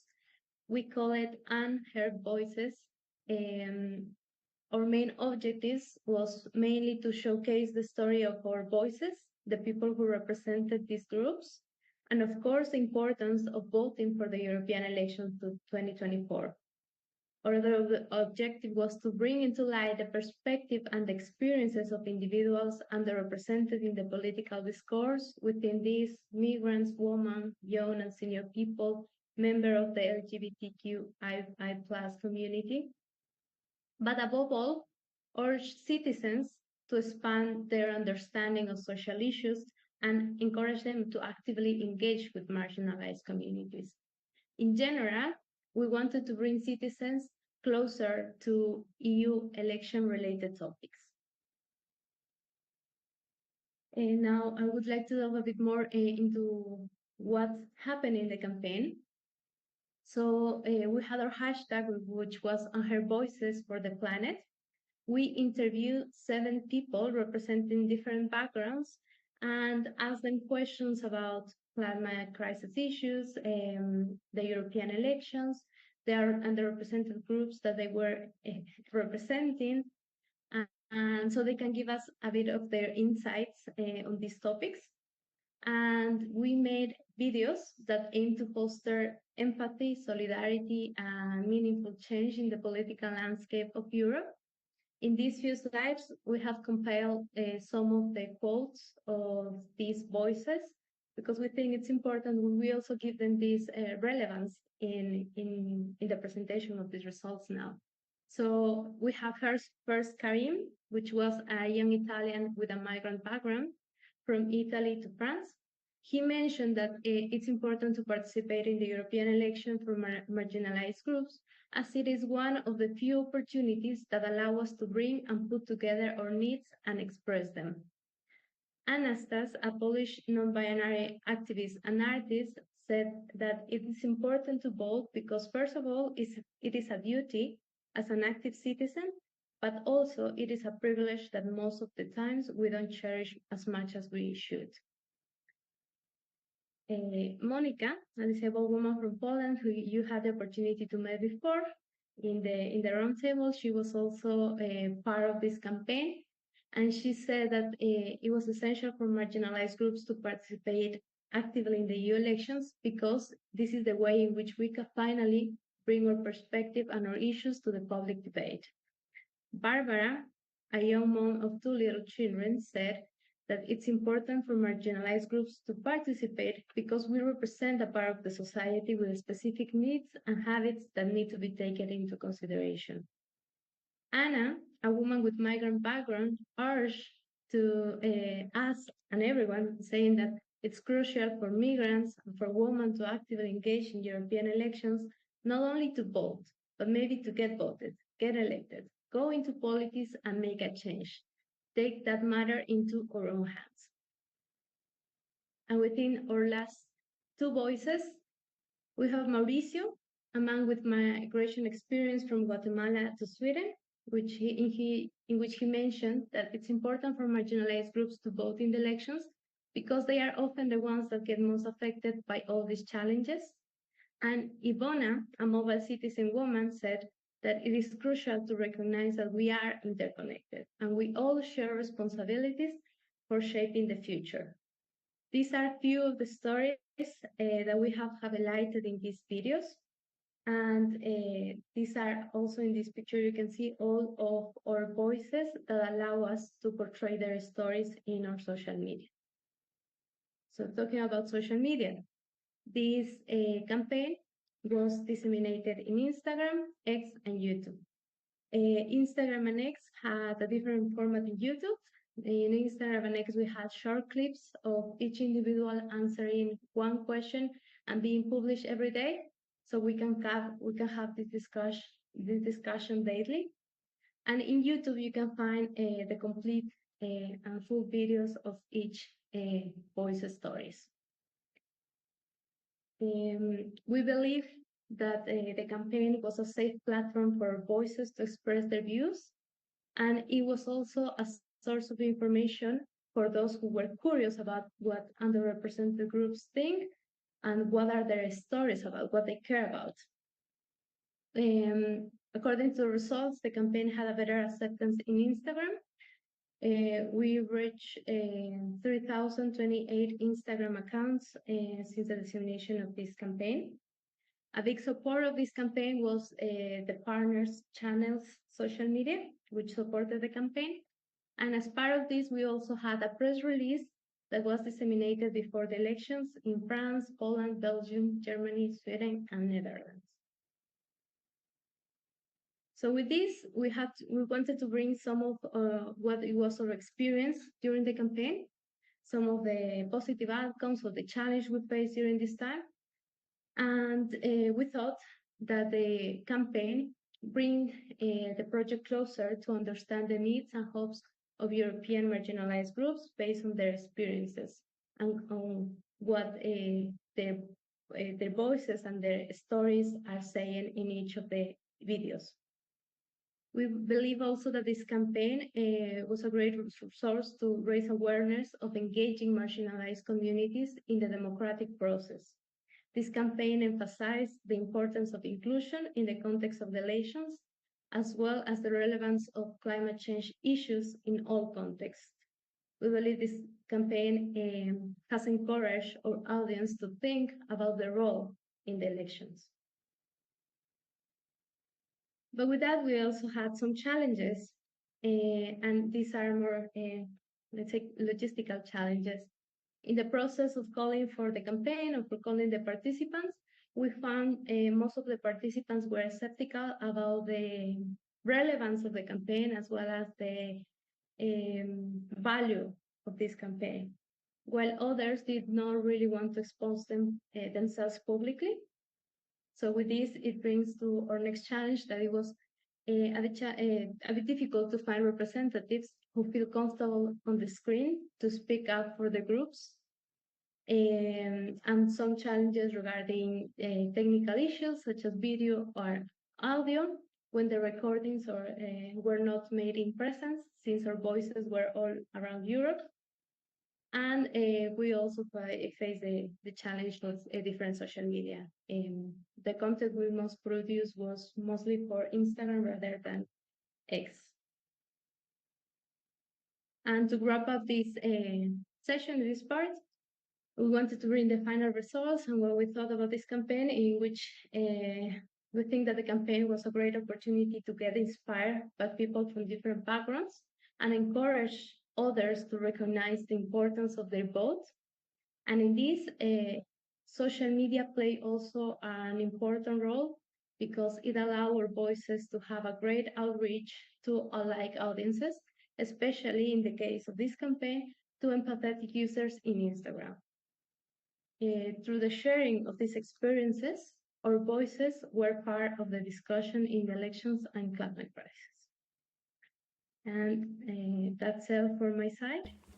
Thank you very much. I'll leave the floor back to my colleague Adrian. Thank you, Lisette.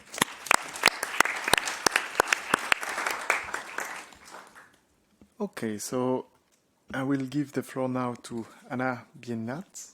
Is it correctly? Close enough.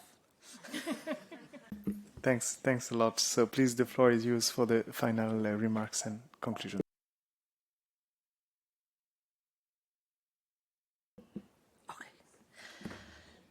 It's such a privilege and honor to be here and being able to give a quick sum up and the conclusions of what we're doing for almost last 2 years. One of the project concept was to encourage as many people to go to vote. And we were trying to be as inclusive as possible. And to be honest, that was quite challenging because if you try to include everybody, it was a lot of such a different groups between migrants, women, people with disabilities, and so on. But I do believe we did a great job and actually involved on different events, on different tools, all groups that we thought are really, really important to be addressed to help people to be more engaged and to understand that their voice truly matters. And it's as easy as just go and vote and use the opportunity that not everybody has in this world to have participation in the democratic process. And I think what is important to say that inclusivity is not just a big word that it's popular now. It's something that really is important and should be important to everybody on the personal level, because even though quite often we are on the majority and we are feeling that we're just helping others, we never know when we're actually going to be on the other side. Just from talking from the personal experience, like 2 small things. Now I have a small baby, so I travel with a stroller quite a lot. I would not know how difficult it must be for truly disabled people to travel, because it's unbelievable how high the stoops are on the pavements, how the streets are not clear or straight to navigate, how getting out of the train station in Paris without total strangers carrying your stroller on the escalator, those are things that when we are mobile, we don't even think about that, but we never really know when it is that involves us personally. And jumping, as we did in the project, to totally different subject, being a migrant. I moved from Poland to the Netherlands because I could and I wanted to, so I never really considered myself a migrant, but then I actually started to facing all of those challenges. Eventually you receive your invitation to vote in the local elections, and then you're like, okay, nice, but how? I don't know nothing about the Dutch political system. I don't know which party hates me and wants me back to Poland, and which one actually feels that I'm welcome and appreciated.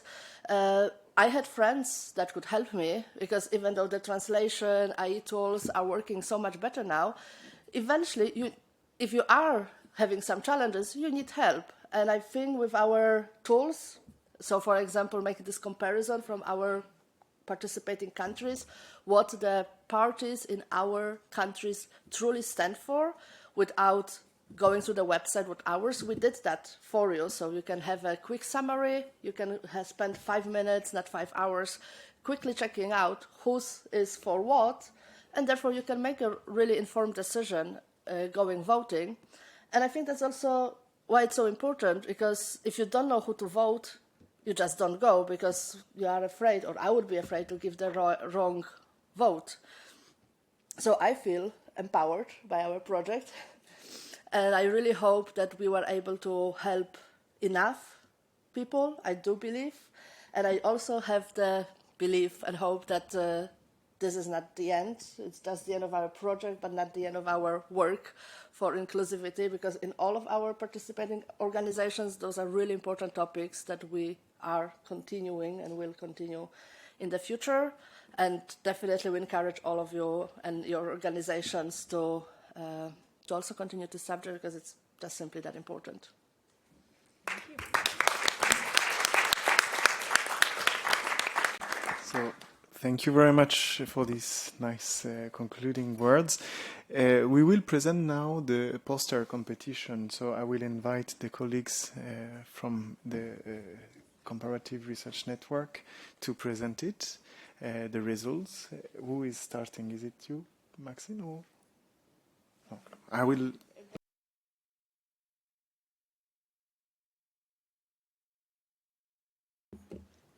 Yeah, if you could show us the next slide, there's some basic information about the poster competition. So now it's just a bit lighter moment for everyone. Yeah.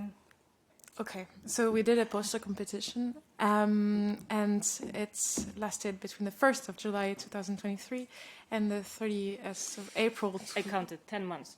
2024. It was on many themes, because our project was on many themes, and so people from all the EU and outside of the EU actually were invited to submit their arts, and we had 30 posters from all over the EU and beyond, from the USA and South Korea, which was very surprising. And how can I?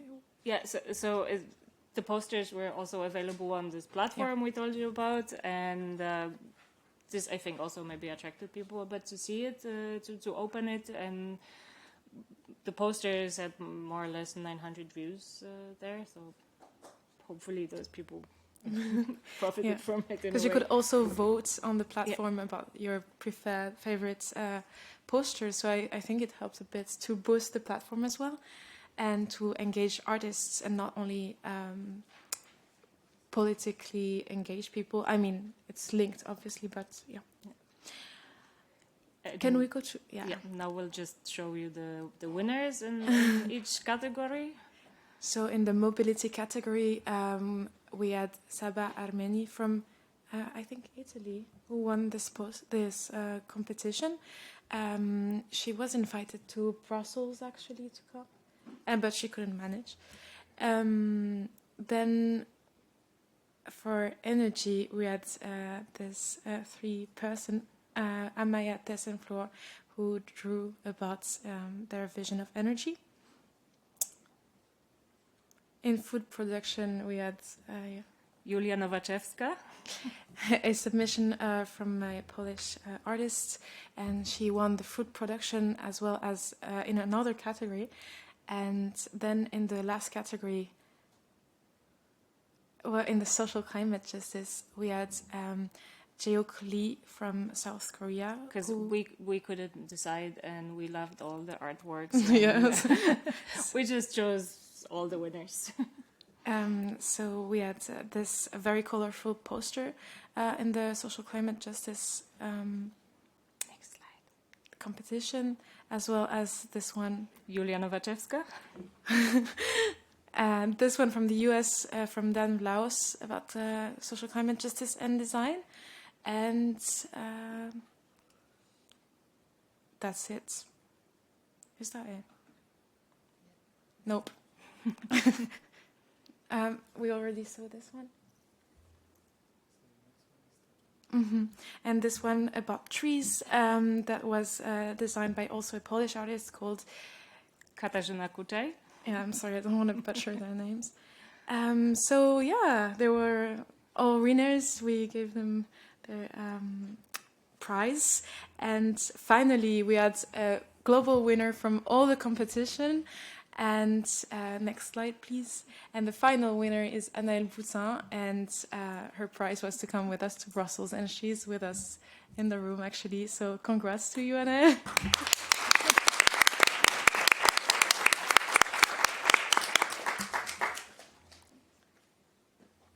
And I guess that's it. Okay, well, no, it's really cool to have this, and as a conclusion, to see a bit more concretely how the artist can express also their vision of these different topics. So thank you very much for all of that. It's time for us to conclude the event. Thank you very much for the time you have spent with us. We will have a networking drink just after in the entrance of the Economic and Social Committee. It is the opportunity also for me to thanks again the Economic and Social Committee for hosting us here in Brussels. And yes, I would like to say a few words to conclude also the event. The question we have tackled today were very relevant to our work in general. I think you said it as well. It's the end of a project, but we will continue, and we do continue through different activities. We have a lot of projects that we could connect with you, and trying to address also the different points that were mentioned during the exchange with you on how to access funding, how to build the capacities for different NGOs, how to work on this question of intersectionality and wordings, how to change the attitude in the education as well. So these are things we would be very happy to cooperate on. Indeed, I think building an inclusive democracy is a collective responsibilities, and as ALDA, as other partners around the table, we have this approach of collaboration in general and multi-stakeholders action. So I think there are a lot of different perspectives that we can bring in, and it is up to us to change the narrative, because it is really a good time to say it. We will be stronger together. The challenges are really clear for us all, I think, right now. And this is also another motivation to start this new mandate of the European institutions with a very strong energy in order to address the different challenges that will be ahead of us. I think by recognizing and understanding the value and of diverse identities and experiences, our society will be better. I think this is one of the big things we need to advocate for, having stronger messages on that, making the strength not only for us to be more efficient as networks, but as societies. And I hope we will be able to bring these messages all over Europe and else. to continue working on that together. And with this, I would like to thank you once again and see you at the entrance of the building. Thank you.